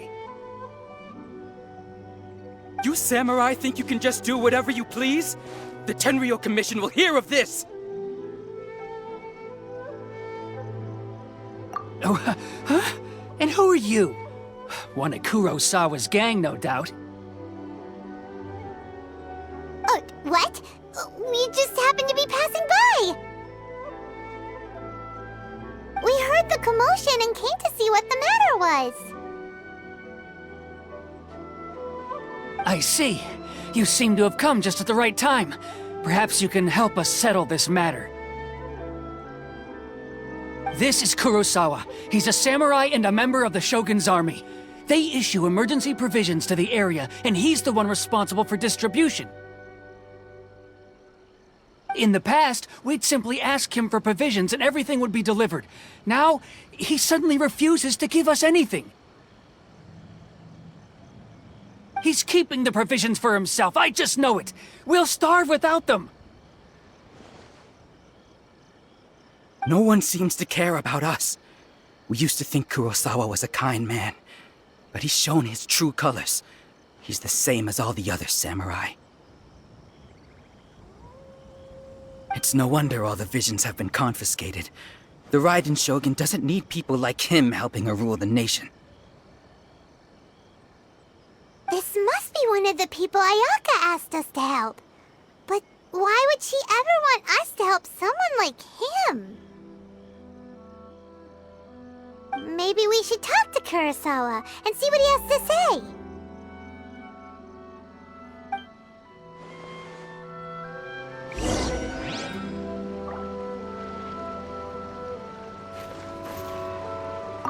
A person without a conscience is a person without honor.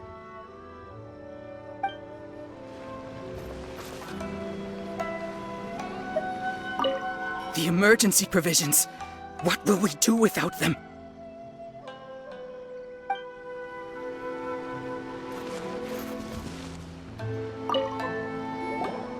I've never even heard of these emergency provisions. I don't know whether it's rumors or whether they're trying to blackmail me. But either way, it's ridiculous. If I was hoarding supplies, would I still be the poor man I am today? My own family can barely get by as it is. Now, if you'll excuse me, I've got other matters to attend to. And that's the first bit of truth I've heard all day. The Shogun's army told me that I was unworthy of my vision. And they said I was slacking off in my work. Apparently, I'd even disappointed the Raiden Shogun. And that's why they confiscated my vision. Well, that's strange. You were helping enforce the Vision Hunt decree. Why would you be unworthy of your vision? To be perfectly honest, I don't seem to remember the details. All I know is that I would perform certain things every month, but I don't recall what they were. And it's not just that.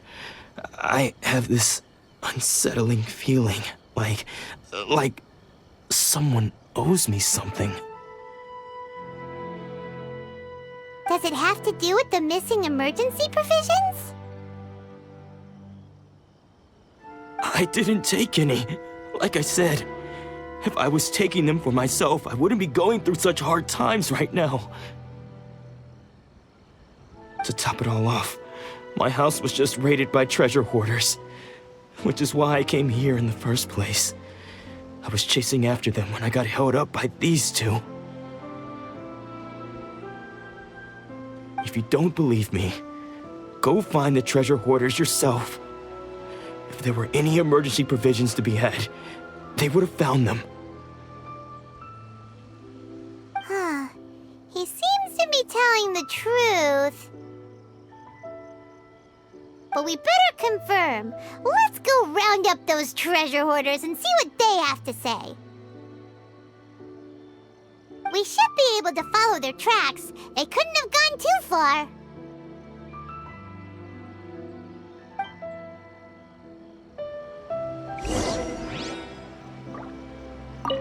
I never thought that one day I'd be relying on treasure hoarders to prove my innocence.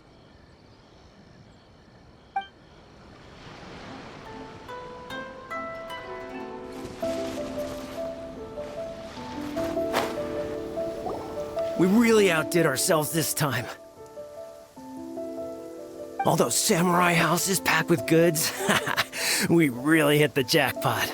I mean, besides that one house. You haven't seen anything yet. There'll be a lot more where this came from.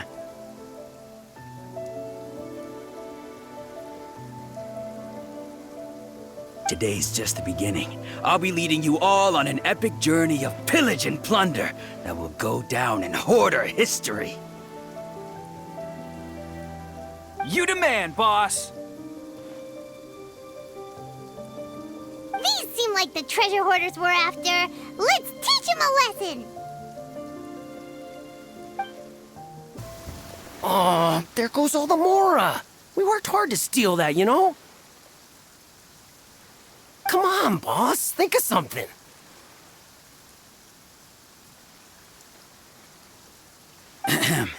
Not bad, kid. You ever think of joining the treasure hoarders? We could use someone like you.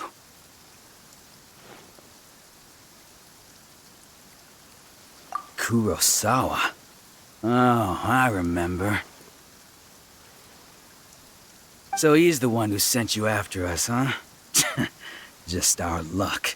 I knew he shouldn't have hit that place. So what did you see inside? Was it stuffed with food supplies? Food supplies? You kidding? That place was a complete mess. All we found was a strange-looking box, hopefully with valuables inside. I didn't want anyone else to see it, so I was planning on opening it myself once we got back. But now that you've caught us, how about we make a deal? That little box for our freedom. What do you say? You've got a deal! Now show us what's in the box! Huh? What the? There's nothing in here but IOUs! Yeah, a lot of them too. And they all seem to be made out to the owner of a general goods store, a Miss Aoi. We're talking tons of Mora here. We better talk to this Miss Aoi and get to the bottom of this. As for you guys, you're free to go. Just pray that our paths don't cross again.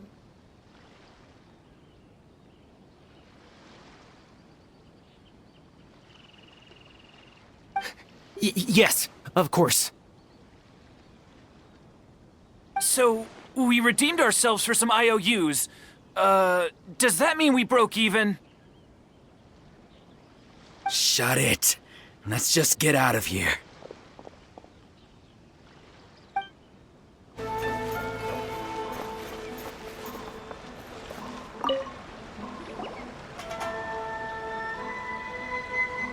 Welcome to Tsukumomono Groceries. We've got everything you need. Can I help you find something? Or perhaps there's something you want to inquire about? Ah, so you're friends of Kurosawa, I take it? Perhaps you're here to pay off his debts. Whoa! Let's not get ahead of ourselves. We're just here to learn where they all came from. How did Kurosawa end up owing you so much money?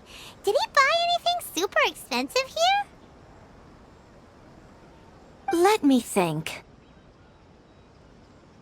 Kurosawa would come regularly to purchase large quantities of foodstuffs. He'd always put the payment on his own account. However, the price of provisions began to skyrocket recently, and his salary was no longer enough to cover the cost. So, he started writing out IOUs to cover whatever he couldn't afford of the usual amount.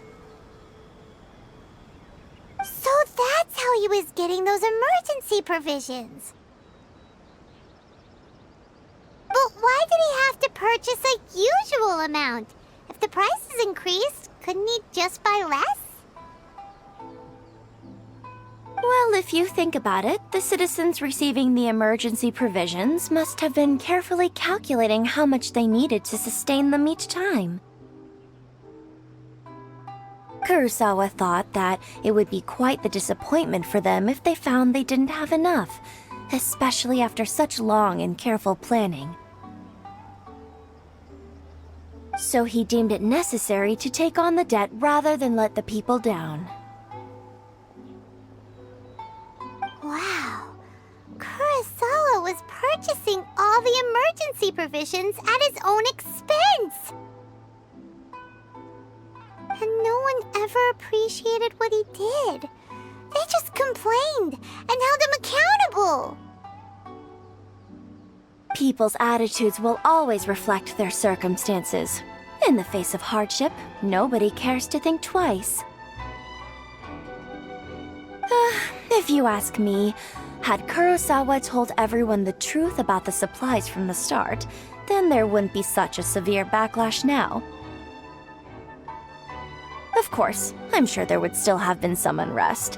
What he was doing was truly a thankless deed. As for why he chose to spend his own money on emergency provisions and never tell anyone, I'm still not too clear myself. If you're still curious, why don't you go ask him yourself? I see. That reminds me, it seems that his vision was recently confiscated. Most unfortunate. If he doesn't clear the debt on his name, he'll have no choice but to sell that sword that is so dear to him. Sword? What sword? Oh, didn't he tell you? He possesses a very valuable blade. He's carried it for years now. I've asked him about its origins. He told me that it was a gift from his father, that it was too precious to sell. In hindsight, I regret that I never made an offer on it. Everything has its price, at least that's what I think. Why don't you ask him about the sword yourself? Perhaps it'll even provide you with the answers you're looking for. Oh, but before you go, if you would kindly settle today's bill. But we didn't buy anything! Information is also a kind of commodity, wouldn't you agree? Don't worry, I won't charge much for information about Kurosawa. Nothing we ever discussed was explicitly confidential anyway. Oh, let me think. 2,000 mora should be a fair price. At least we now know where the emergency provisions were coming from. Plus, we found out that Kurosawa has a priceless sword in his possession. Let's go talk to Kurosawa again, and see if he can remember anything.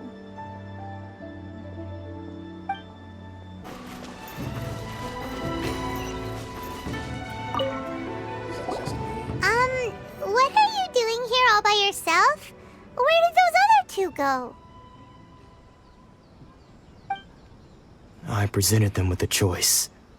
Either they left or I drew my sword. They left.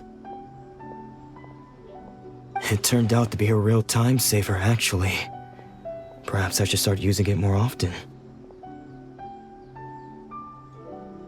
Did you manage to track down the treasure hoarders?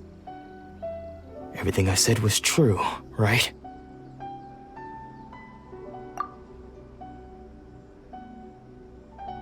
That just about sums it up. It turns out that you really were distributing emergency provisions, but they were all purchased at your own expense. Strange.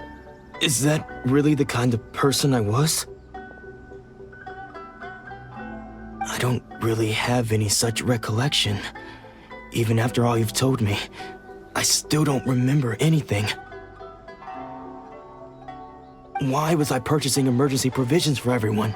And why would I put myself in such a difficult situation? I really don't understand. But I cannot deny that when I brandished my sword to scare those two away, I could sense that my body was somehow reluctant to do so. This sword was once wielded by my father. I remember once when I was young, I wanted to sneak out with the blade and show it off to the kids next door. My father ended up catching me in the act and scolded me severely. What did he say? I can't seem to remember that either. It would seem that I forgot many important things when my vision was taken from me. So many memories gone. Forever. No matter how hard I try to remember. All I can remember now is my father telling me that this blade bore his life's creed. Before he passed away, he placed the sword in my hands and said to me, "With this sword, you should..." Hey, if you look carefully, there seems to be some words engraved on the hilt. Can you recognize the words?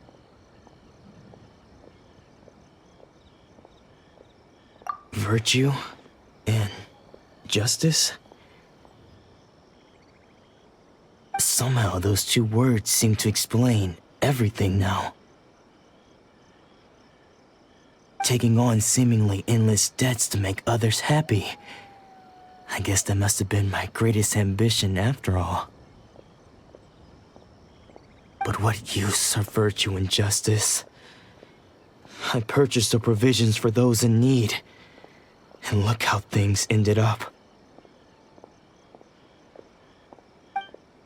The Tenryo Commission seized my vision, and the very people I was so desperately trying to help refused to understand me.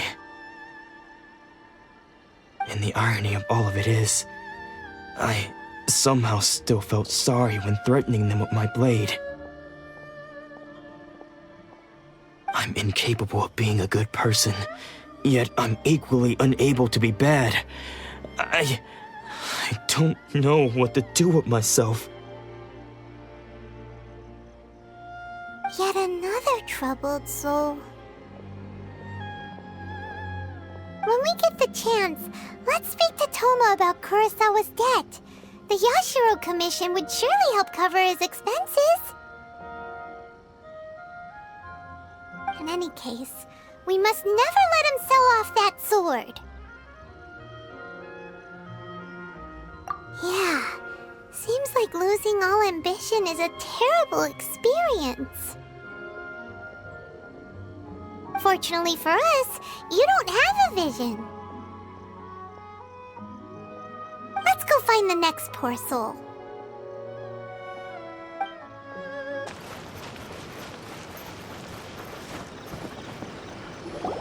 The third person who had their vision taken is supposed to be a famous sword master around these parts.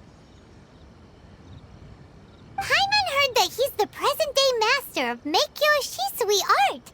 Sounds pretty impressive. This is his dojo. Luckily, there's some people around. Let's go talk to them. Nanako, don't worry. Sensei will be fine. Those thugs that challenged the dojo were strong, but he fought them all off in the end, didn't he? Maybe, but I'm still worried about him. Things have gotten dangerous before in the past, but it's never shaken him. This time, though... It's just because he's been possessed, that's all. Once the exorcism has taken place, he'll be right as rain in no time. Hey there! Did something happen? Who are you? I don't care whether you're trespassers or just here to harass us while Sensei is impaired. Get out of here immediately! Don't make me draw my blade, or you won't live to regret it.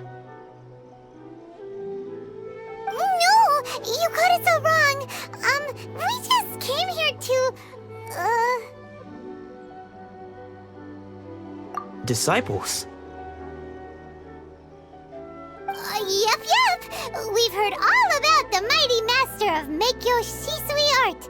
It's the whole reason we came all this way, to seek him out and ask him to train us. But then we got here and overheard you talking about how he got possessed or something? From the way you're dressed, it doesn't look like you're from around here. Please, accept my apologies. We've had so many people trying to cause us trouble recently that we're on high alert. You haven't arrived at the best of times, I'm afraid. Sensei got possessed recently, and he's still recovering. He's not able to take on any new disciples for the time being. I see you are earnest in your pursuit. Okay, how about this? My fellow disciple Nanako and I will explain Sensei's situation to you in a little more detail. Then you can decide whether to stay or to leave. Sensei's name is Domon, a name I'm sure you've already heard. Though self-taught, he mastered the art of the sword to a high level. He then proceeded to defeat many other prominent sword masters, never losing a single fight. He once said that his goal was to become the best sword master in the world. And so, even while training us, he continued to hone his own art. His fervor truly inspired us, and we trained hard, determined to keep up with him. But then,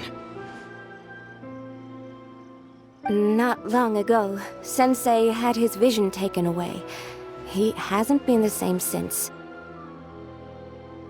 He says the strangest things over and over, and he refuses to let us train. Junya and I have discussed it, and we both think that he's being possessed by an evil spirit. So, we've asked the Shrine Maidens from the Grand Narukami Shrine to perform an exorcism. But if I'm honest, I still have my doubts over whether he'll completely recover. The Grand Narukami Shrine? What's that? You haven't heard of it? It's the largest shrine on Narukami Island. The head shrine maiden is reputed to have very close ties with the almighty Shogun herself. Not that we'd have any means of involving the head shrine maiden, of course. But even one of the ordinary shrine maidens from the Grand Narukami Shrine would have clear power and authority to perform an exorcism. So don't worry, Nanako. Sensei is going to be just fine. The exorcism will take place this evening. You're both more than welcome to come and watch if you're interested. So, losing your vision can cause possession? Guess we should come back this evening and see for ourselves.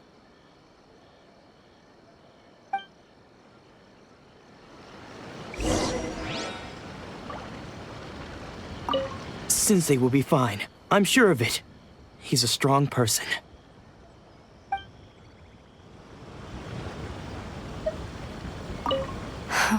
I just hope Sensei doesn't have to endure this much longer.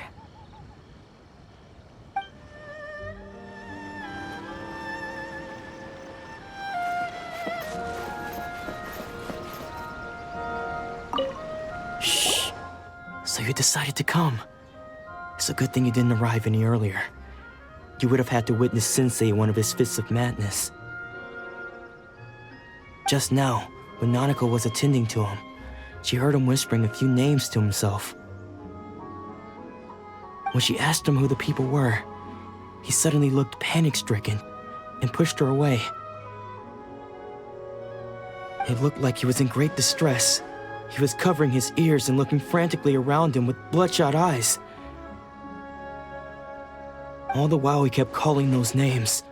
Some of them we knew, others we didn't recognize.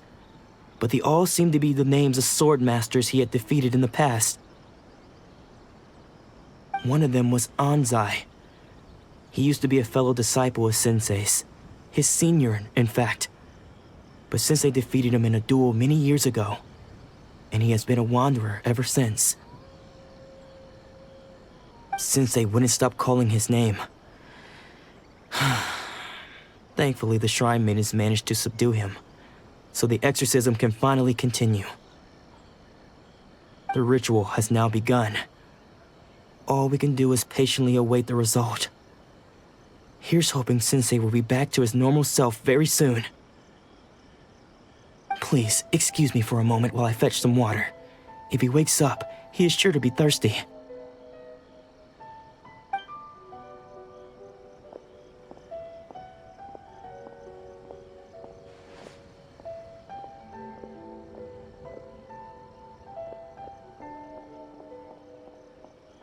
Huh?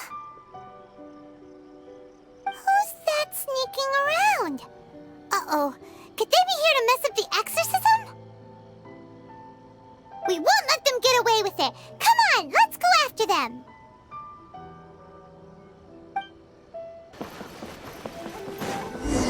Is this definitely the right place? Let's look a little further up.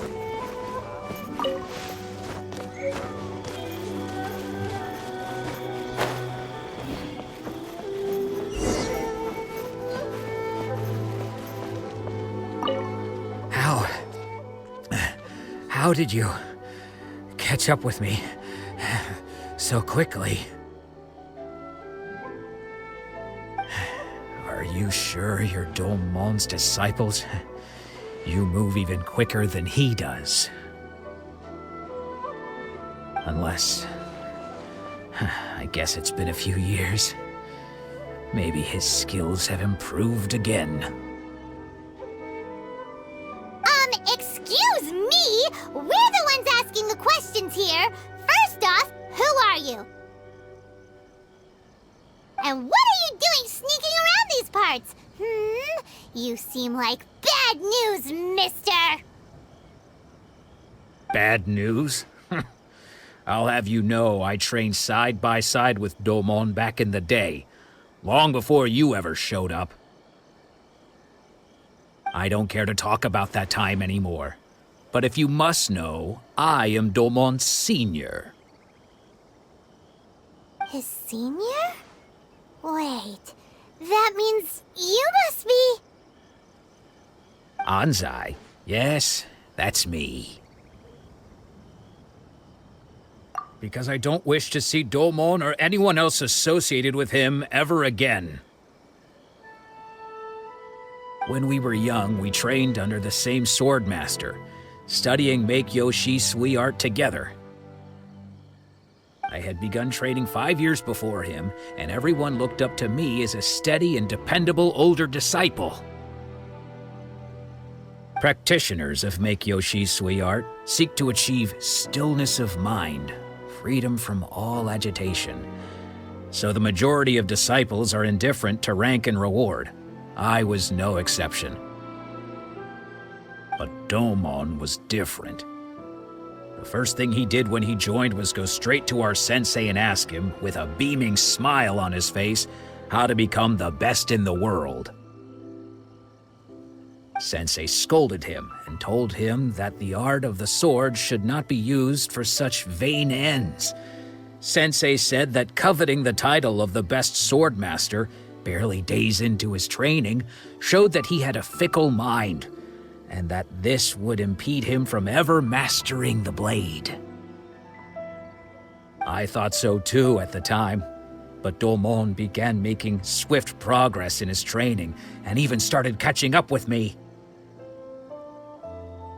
Only then did I realize that it was Domon who had long since freed his mind from all agitation. He was consumed by his singular desire to become the best in the world. He sought nothing less than perfection in the art of the sword, and nothing could deter him from this goal, no matter what stood in his way. Sure sounds like he meant business. So how come you don't want to ever see him again? Because until he arrived, I was convinced that I would succeed our sensei as the master of Meikyo Shisui art. Of all the disciples, I was the most gifted. I had trained the longest. Everyone had high expectations for me. Domon's arrival changed everything. When we sparred, I lost not just the match, but my pride and my status too. I fled the dojo that day and never looked back. Later, I heard that he sparred with Sensei too. Sensei was advanced in years by then, and unfortunately that match used up every last ounce of energy in his body. After that, I wanted nothing further to do with him.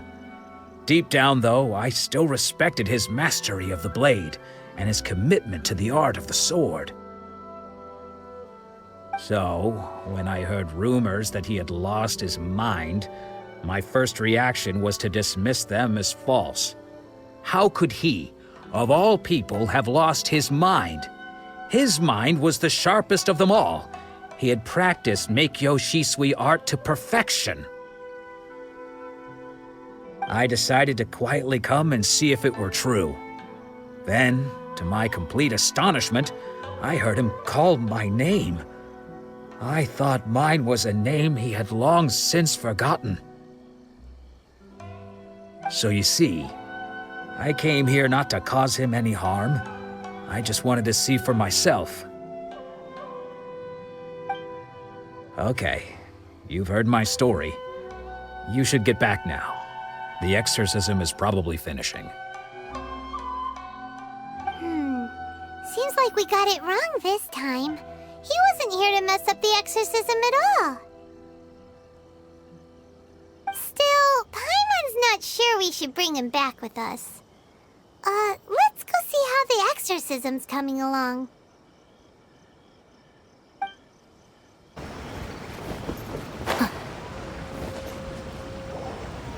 What?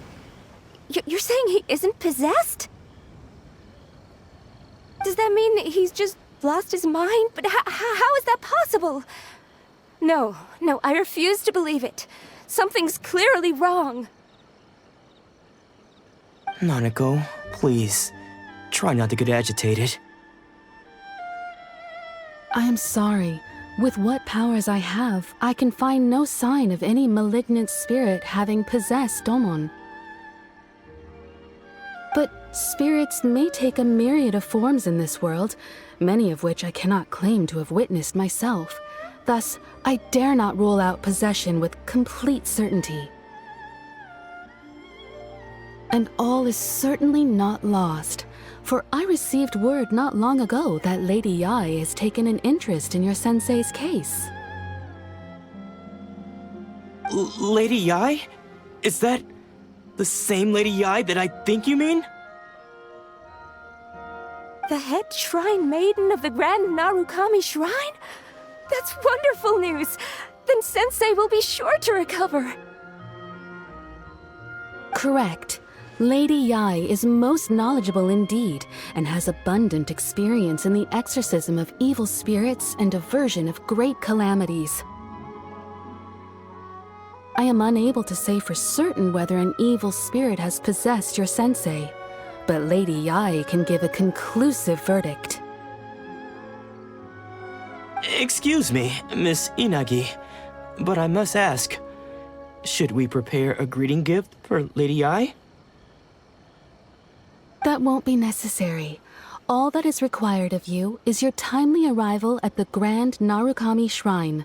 Lady Yae does not like to be kept waiting. I must leave now, but we will meet soon at the shrine. I wish Domon a full and speedy recovery.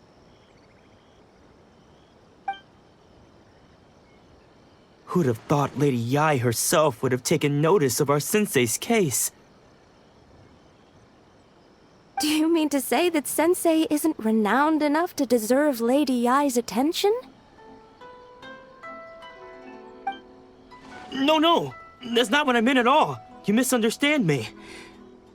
I just mean this is Lady Yae, the head shrine maiden. She has direct and close contact with the almighty Shogun herself. Anyway, you should join us too, tomorrow. Given that you've traveled all this way just to meet our sensei, we, the disciples of Meikyo Shisui Art, will do our best to help you. Sure! After all, everyone seems pretty excited about Lady Yae. We're curious to meet her too. Who knows? Maybe we'll be able to find out a thing or two about the Raiden children from her.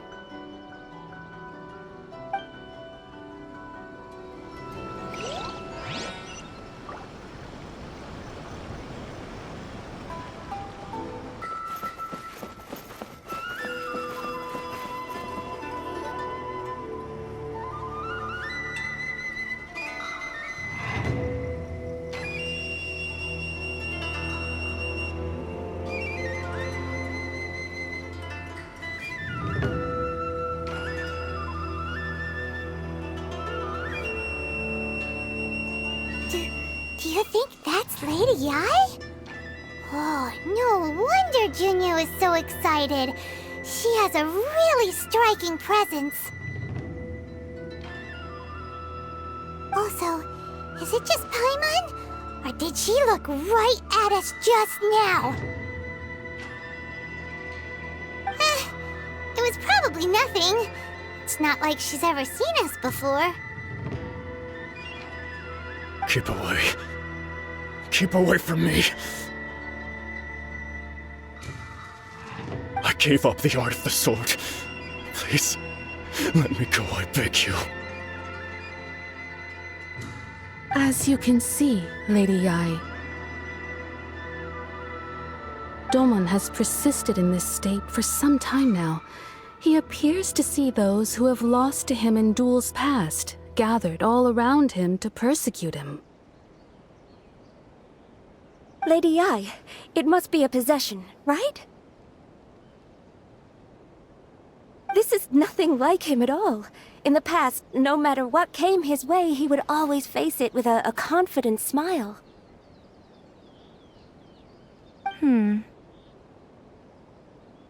I'm sorry.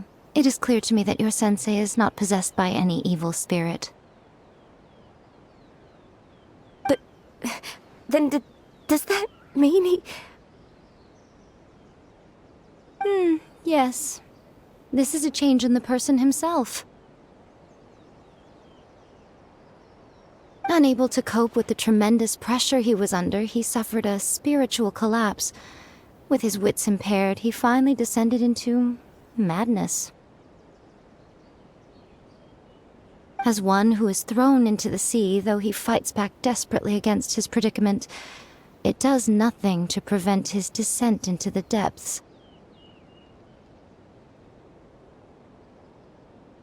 As for what has triggered this change, I believe it must be the loss of his vision. For to be stripped of one's vision is to be stripped of one's ambition. Stripped of his ambition? But Lady Ai, even without his ambition, why should he suffer such a dramatic change? How does that explain his descent into madness? Your school practices Meikyo Shisui art, does it not? Stillness of mind, freedom from all agitation. What a fine notion that would be if any in this world could ever hope to achieve it. There was once one who claimed to be indifferent to rank and reward, and who fled enraged when defeated by his junior. And then there was an aged swordmaster who was aggrieved enough that he crossed blades with a disciple he himself had taught. Then, what of the one who crossed blades with his own sensei and beloved fellow disciple, and defeated them both? Can one truly remain unagitated, of still mind in moments such as these? Lady Ai, I'm not sure I understand. The path of the Swordmaster is filled with twists and turns. It is no small undertaking to pursue the position of greatest Swordmaster in the world. It requires one to take their sword firmly in both hands and cut down the hopes and dreams of others, even those of one's closest companions. Only a deep commitment to his ambition to become the best made it possible for him to rise above the pain of these encounters, to focus on the way ahead. When that ambition disappeared, he began to doubt himself. As he battled his growing anxiety, he slowly descended into the state you see him in now. Much like a certain fatally flawed friend of mine. Poor Sensei. To think he's been suffering so greatly. I'm sorry. It's all my fault. Father, Sensei, Ansai. That's enough. Huh? Isn't that Ansai? Where did he come from? Did he follow us the whole way here? Ansai, why are there two of you? Is that you or a ghost? You're here for revenge, aren't you? I knew it would come. I never should have. You're right to assume that my feelings towards you are far from kindly. But I didn't come here to settle a score. It's been so long now that I made peace with it years ago. You did nothing wrong that day. I couldn't face the humiliation. That's why I ran. I don't think most of the people you beat along the way would hold it against you. On the contrary, when you cut our ambitions short, we entrusted them to you, in the hopes that they might carry you further. Now I know that we can't place our hopes in you any longer, since you've been stripped of your ambitions too. But that is no reason to strip them of theirs. Follow the way of the sword all the way to the highest peak. You taught them that, didn't you? But what if one day, the same thing happens to them?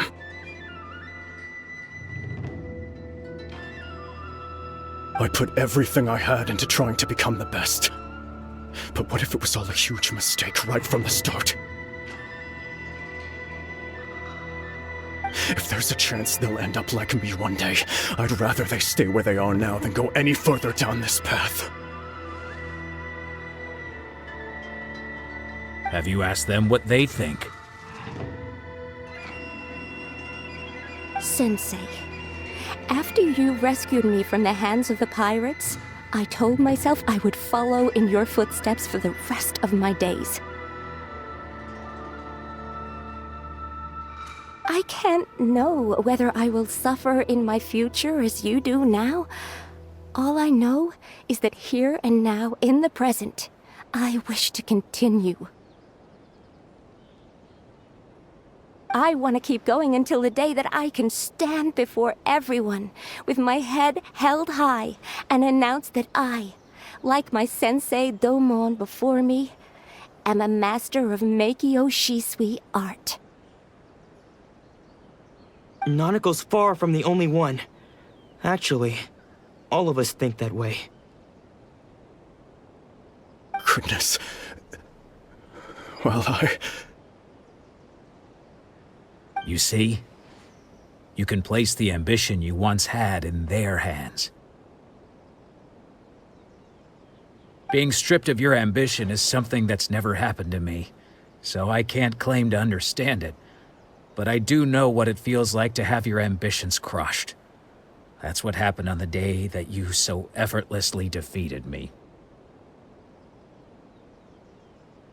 So, just as I once placed my ambitions onto you, it is time for you to release yours into their custody. You are not in the same position that I was. When I left, I had nothing to my name. But you have a great number of worthy disciples. I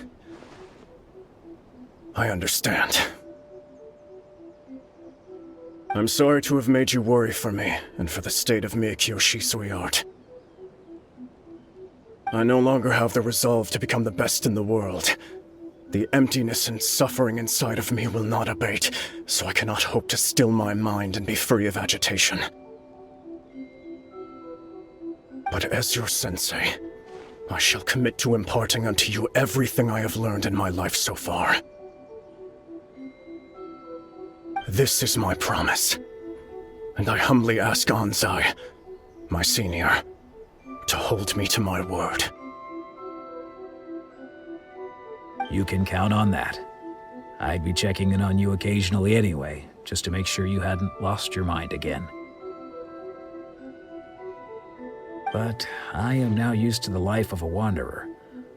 I do not belong in the dojo anymore, so I will simply stop by once in a while to make sure you aren't cutting any corners with them. Well, don't just stand there staring at me. Say thank you to Lady Yai and then get yourself back home.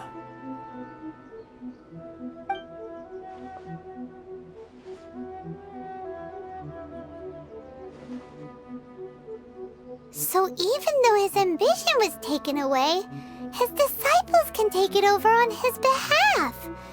Guess that sort of solves this one, huh? Traveler, a moment, please. Lady Yai has some words for you. So, My intuition was correct. The wind that blows from afar carries fresh life to these shores. For us to meet now is premature. Nevertheless, you set foot on these islands at precisely the right moment.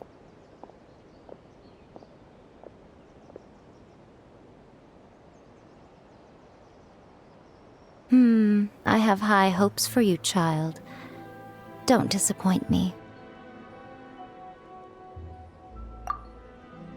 Ooh, Lady Yai seems to have taken a real interest in you. She seems super mysterious. Paimon's so curious what she really meant by all that. We can come back to it another time. For now, we should go report back to Miss Kamisato.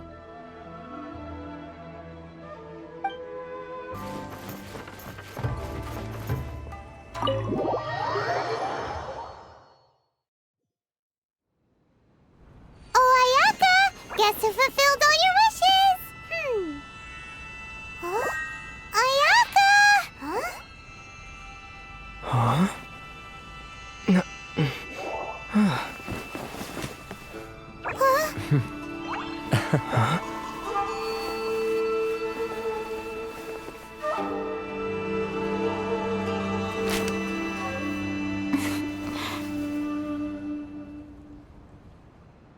Traveler, Paimon, it is a pleasure to finally meet you both face to face. I have heard all about how you helped our three friends. My sincerest thanks to you.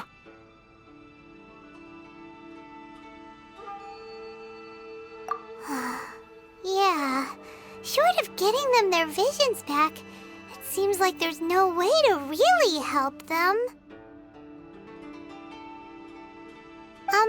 Ayaka, how come this time you get to come out and meet us in person?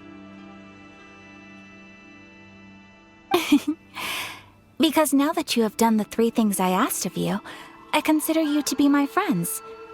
As you will observe, I dispense with the screen for Toma also.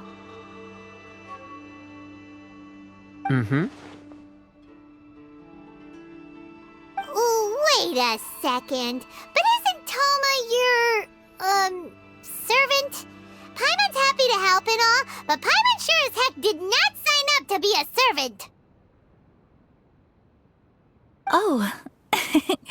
Paimon, you are most entertaining. Toma is first and foremost my friend, and was so before he ever became my attendant. Oh, okay then. Ayaka, you seem pretty different out in the open compared to how you are behind the screen. Alright, we can be friends. Thank you both kindly. Back to the matter at hand. You have now witnessed the pain of those deprived of their visions. What are your feelings on what you have seen?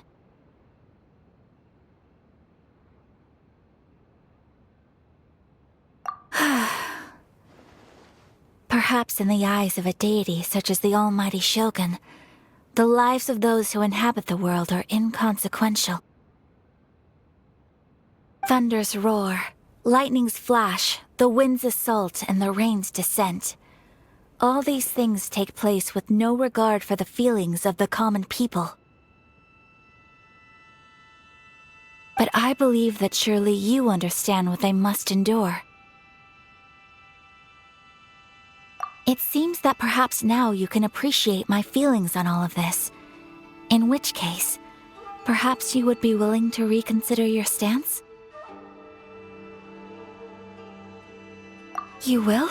Really? Naturally. All right, bravo, my lady. You were right all along. See?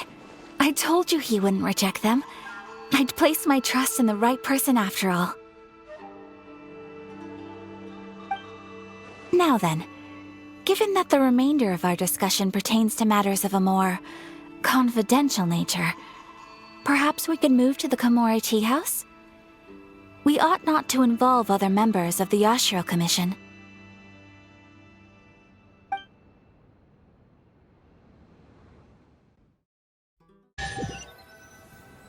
Well, here we are again.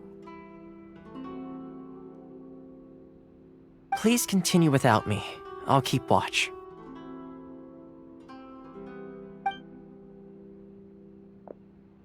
So, what's the deal with this place anyway? What makes it your favorite meeting spot? This is land that was gifted to the Yashiro Commission by the Shogun.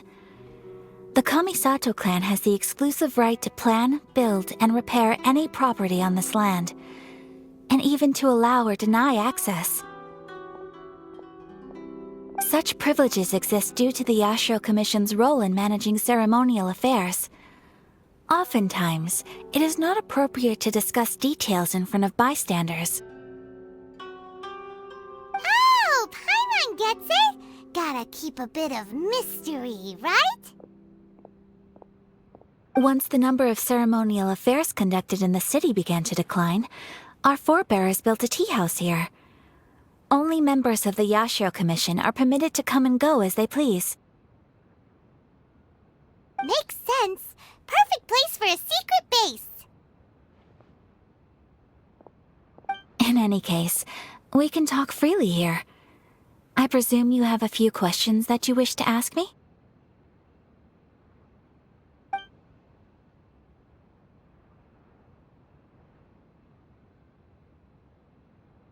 The almighty Shogun. I've seen her on but only a few occasions, most of them formal ceremonies.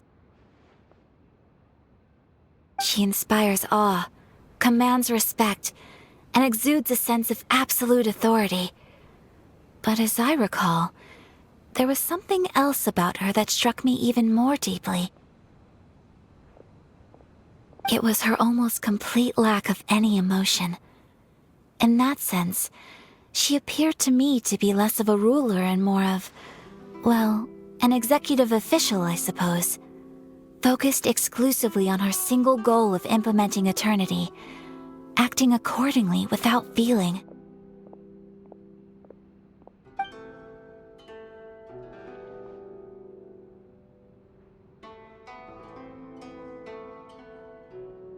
The issue is this.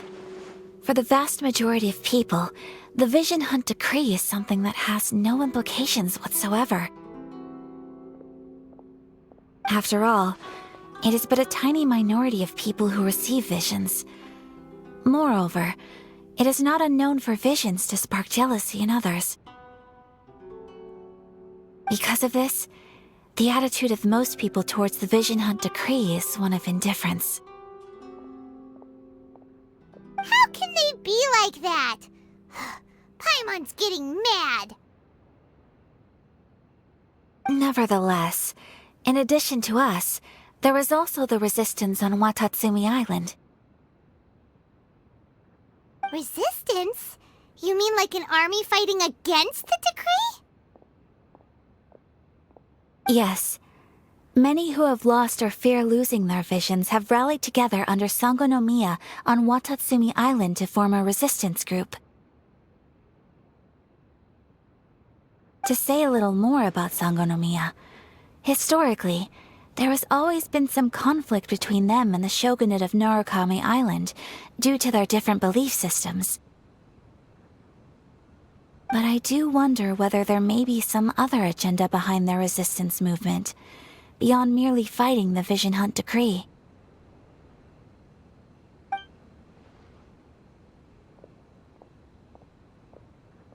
Of course! We have tried on numerous occasions. Unfortunately, each time a proposal to repeal the decree arrives at Tenshukaku, it is promptly vetoed by both the Tenryou Commission and the Kanjo Commission, and subsequently scrapped. They invariably adopt a stance of unconditional support for the Shogun's decisions. They have no interest in discussing anything. It almost makes one wonder whether they had a hand in the Shogun's sudden decision to issue the Vision Hunt Decree.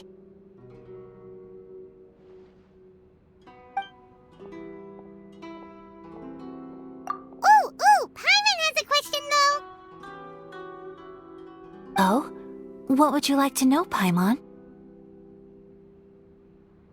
Have you got a plan yet to fight the Vision Hunt Decree? To be honest, we do not. What? Please, do not forget that challenging the Vision Hunt Decree is tantamount to challenging a deity. Coming to terms with that is already a difficult step to take. So what are we gonna do? Well, for the moment, all we can do is try and reduce the harm that is being caused by this decree. For example, by providing vision bearers with safe refuge, or manufacturing counterfeit visions for them as a contingency measure. You're telling Paimon that there are people out there who can make fake visions? Don't underestimate the talents of the craftspeople in Hanamizaka. To the naked eye, their counterfeits are indistinguishable from the genuine article.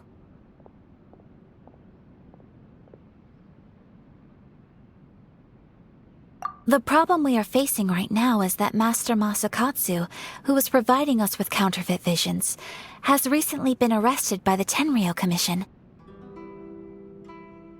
Darn! So they found out about it? Ugh. Yes. We knew it was not a long-term solution, and that it was only a matter of time before it would be exposed. But we cannot simply abandon Master Masakatsu.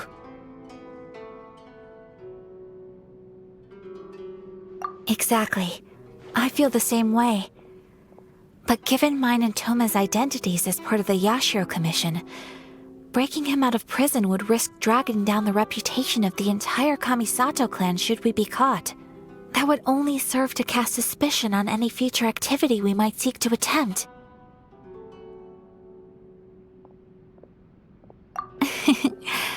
By no means do we intend to place the burden of such a task on your shoulders alone.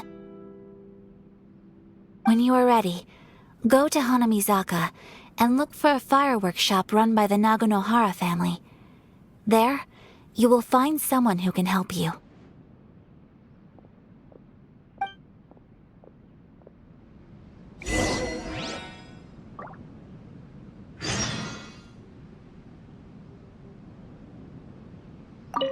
You want to know who you'll be meeting in Hanamizaka? Let's just say they'll be easy to find. You'll see what I mean when you get there.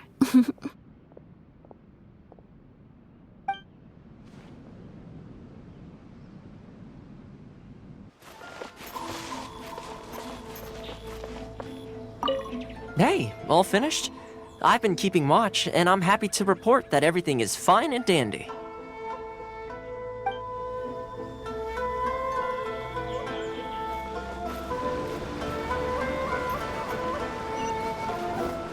Just hand it over. You don't want any trouble with me. If you think your elemental powers are enough to resist the Vision Hunt Decree, then you'd better think again. Believe me, you're not the first of your kind we've encountered, and we've seen the same unpleasant outcome time after time. You'd best save yourself the trouble. Can't you make an exception? I just got this vision. I won't even use it, I promise. So this is the Vision Hunt Decree in action, huh? We can't just sit around and watch things unfold, can we? Psst! Hey, wait! Huh? There's someone trying to get our attention. Come on, this way!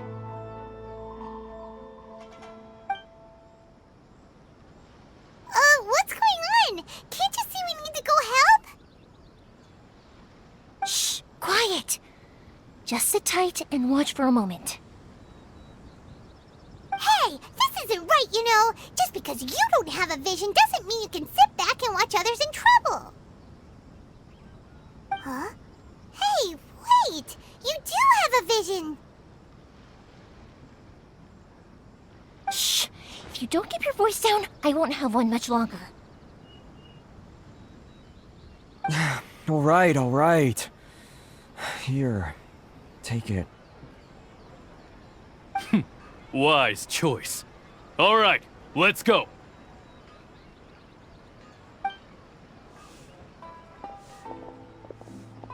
What should we do now? He's already given up his vision. Doesn't he know what could happen to him after losing it? This is your fault. You're the one who stopped us from interfering. Many thanks, Miss Euthymia. If you hadn't swapped me a fake just now, I'm sure I would have lost it. No worries. You put on quite the convincing performance. Oh, so that's what's going on here. And to think Paimon was about to unleash Paimonial wrath on Miss Euthymia. Sorry about that. Think nothing of it. I could tell from your reaction we were on the same side. You just didn't know it, you know? Oh, right. Allow me to introduce myself. I'm Euthymia, the current owner of Naganohara Fireworks. It ain't much, but it's honest work. Great to meet ya. Practically everyone on Hanamizaka knows Euthymia. She's the queen of the summer festival. Without her and her fireworks, summer on Narukami Island just wouldn't be the same. Whoa, that's quite the introduction. Paimon loves fireworks. It's nice to meet you. Stop it, Hanjiro. You'll embarrass me. As for thanking me, you'd be better off thanking Master Masakatsu. He's the one that gave me the fake visions in the first place. His handiwork allowed me to keep my own vision. Whew, I can't even imagine trying to run the business without it. Ugh. Yes, Master Masakatsu is a good man. It's too bad good people seldom get the recognition they deserve. Master Masakatsu? Huh? Do you guys know him too? You don't say! Then it sounds like the Shirasagi Himegimi has a plan. Awesome! I've been thinking about breaking him out too recently. But if I just marched straight in there by myself, I'd probably get Miss Kamisato in a whole heap of trouble. So, what about if I join you instead? Sure, welcome to the team. Ayaka told us to go look for help at a fireworks shop. She must have meant you. Seems like I finally got a new job to do. Besides hiding vision bearers in my shop, that is. So, Master Masakatsu is being held at the police station. I've already surveyed the area and found a way in. Whoa, talk about a reliable source. Seems we've got the right person on our team. Not bad, huh? Let's go as soon as everyone's ready. Don't worry, Master Masakatsu. We're on our way. Time to break him out!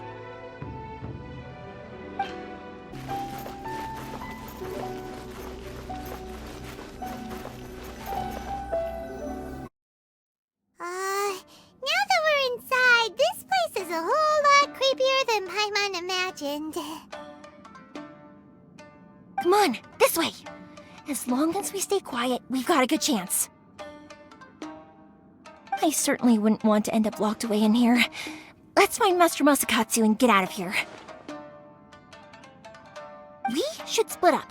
I've got a little present to prepare for Master Masakatsu. I'll be right back. You sure? Alright then. Just be careful not to get caught. Yes, you too. The criteria for certificate exams are straightforward enough. What it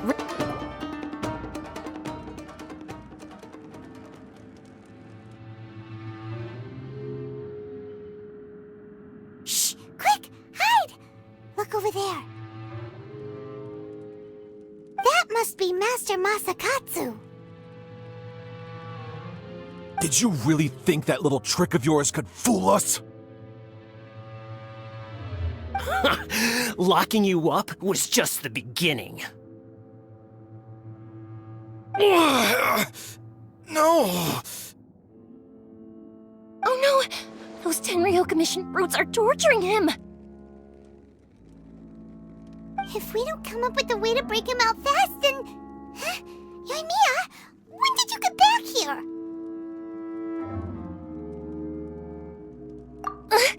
I can't bear to watch. If anything happens to Master Masakatsu, our whole plan will have been for nothing. Hey, you there! What are you doing?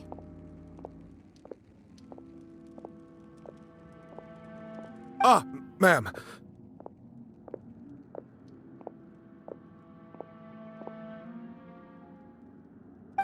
We were just teaching him a little lesson, that's all.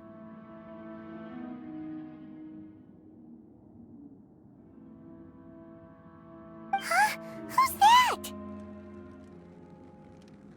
That's Kujo Sara, adopted daughter of the Kujo clan of the Tenryo Commission. She's also a general in the Shogun's army. What's she doing here?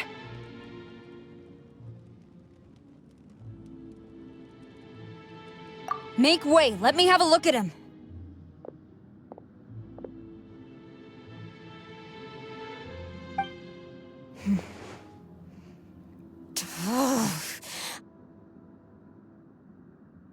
I'm sure you're well aware that torture is strictly against military regulations. Yes, ma'am. If you are unashamed of such disgraceful action, then you are also unworthy of the Tenryo Commission itself. Do I make myself clear? Yes, ma'am. It won't happen again. Oh, Paimon sure wouldn't want to get on her bad side. Hey, this is our chance. Let's move while they aren't watching Master Masakatsu. Yoimiya, are you sure now's the right time?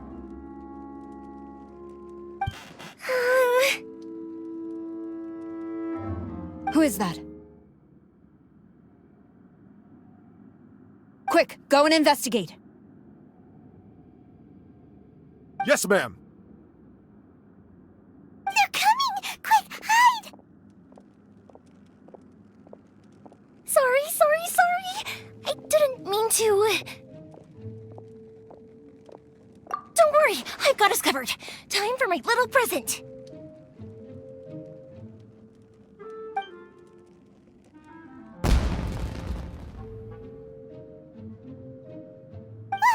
Fireworks! Huh? Was that an explosion? It sounded like fireworks. Quick, let's hurry!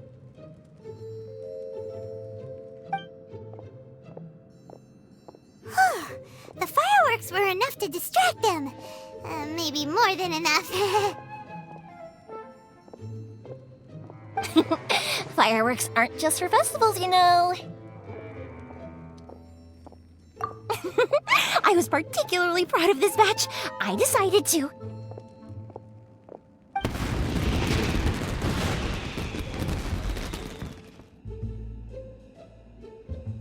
Whoa!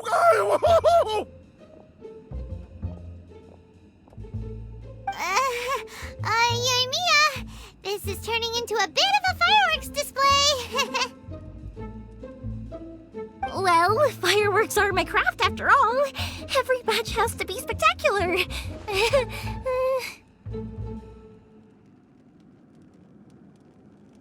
Look, the coast is clear. Now's our chance.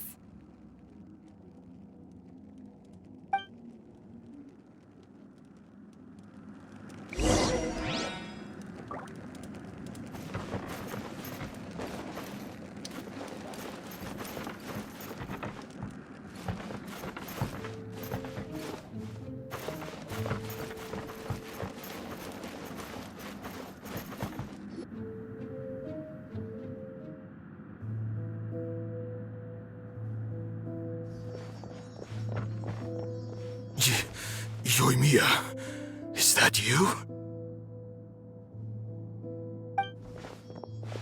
Master Masakatsu! Sorry we took so long. Oh, those awful guards. Come on! We've got no time to lose! They could be back any minute!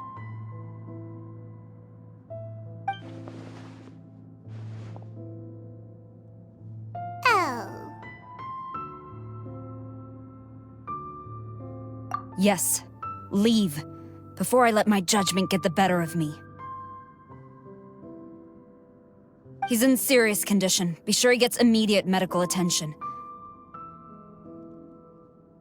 But remember, once he's recovered, it won't be long until I bring him right back. Well... you can bet we'll do all we can to keep that from happening. Leave this place.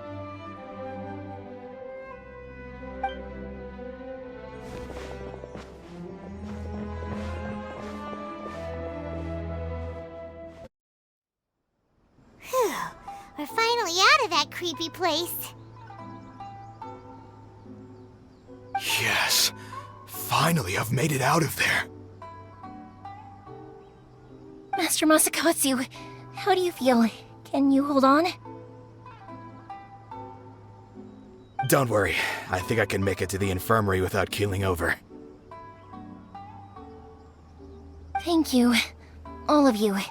I'll take him to get treated. I'll treat you to a round of drinks once this is all over. Don't worry about us. Just take care of Master Masakatsu.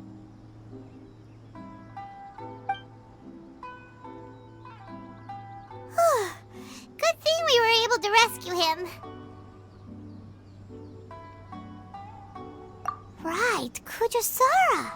Do you think she was making up for how the guards were treating him? It seems as though there are some okay people among the ranks of the Tenryou Commission. Though Paimon would never agree with their actions in the Vision Hunt Decree, of course. How about we go tell Ayaka and the others the good news?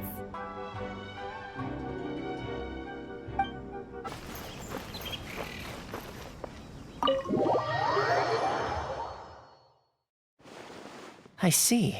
So Kujo-Sara stayed her hand. It would appear she still has some honor to her. I wonder if we should try establishing contact with her. Perhaps we could coax out some information. Unlikely. Don't forget, Kujo-Sara is also carrying out the Vision Hunt Decree. She obeys the orders of the Raiden Shogun without question.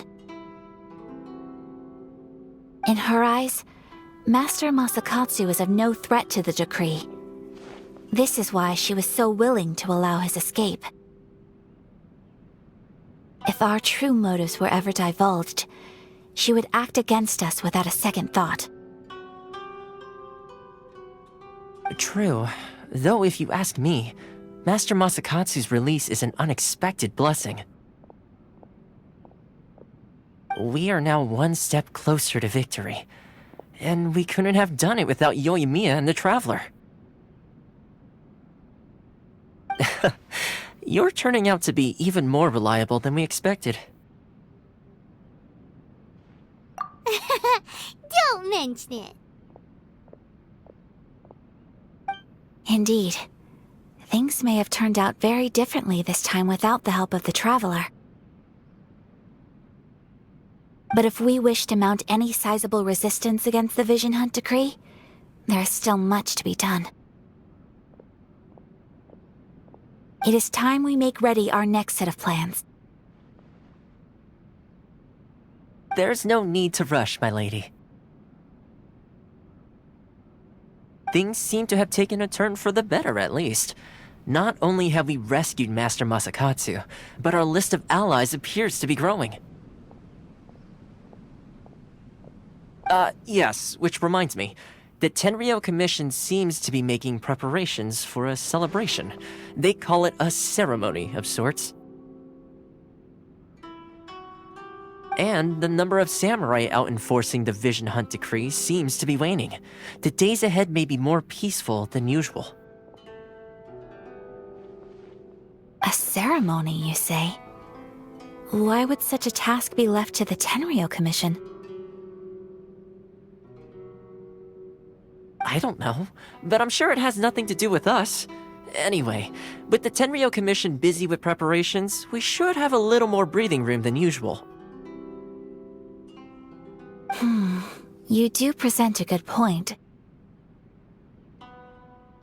Being in a constant state of alert will only tire us further. Perhaps a period of rest is in order. Toma, what would you suggest? I'd say a celebratory feast is in order. Might I suggest an evening of hot pot together? Funny enough, I learned a new hot pot game recently. I'm sure you'll find it quite amusing.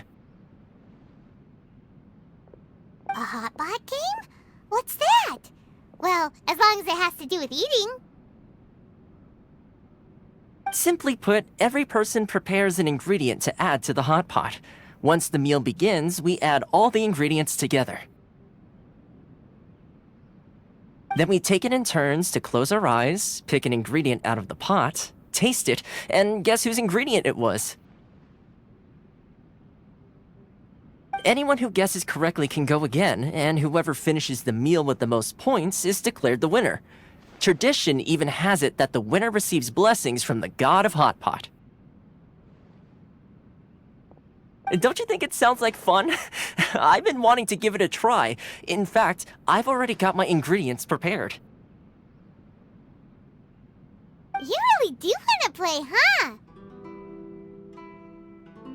Well, sounds like we've got our work cut out for us. Time to gather some ingredients. But what should we choose?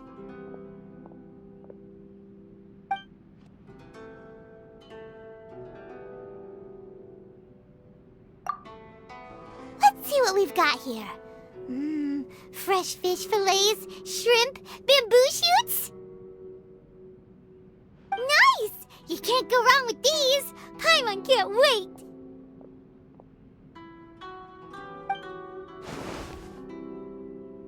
Paimon never thought we'd be the only ones to actually put anything edible into the pot.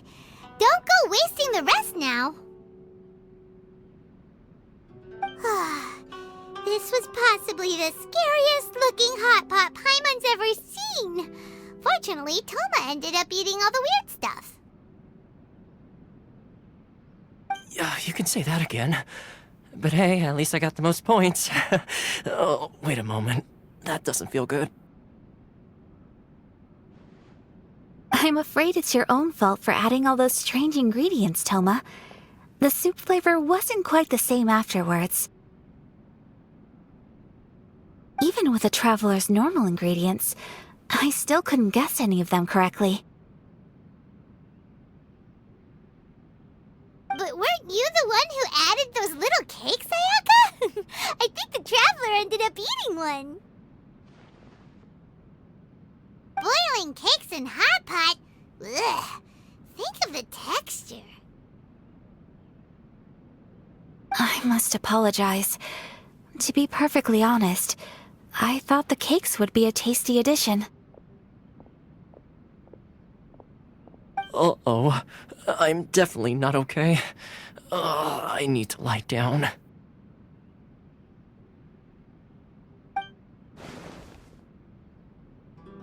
I feel like a new man. You know, Toma, all you had to do was guess wrong on purpose and it would have been someone else's turn. Talk about being competitive. Guess I've been feeling unlucky recently and wanted the God of Hot Pot's blessing.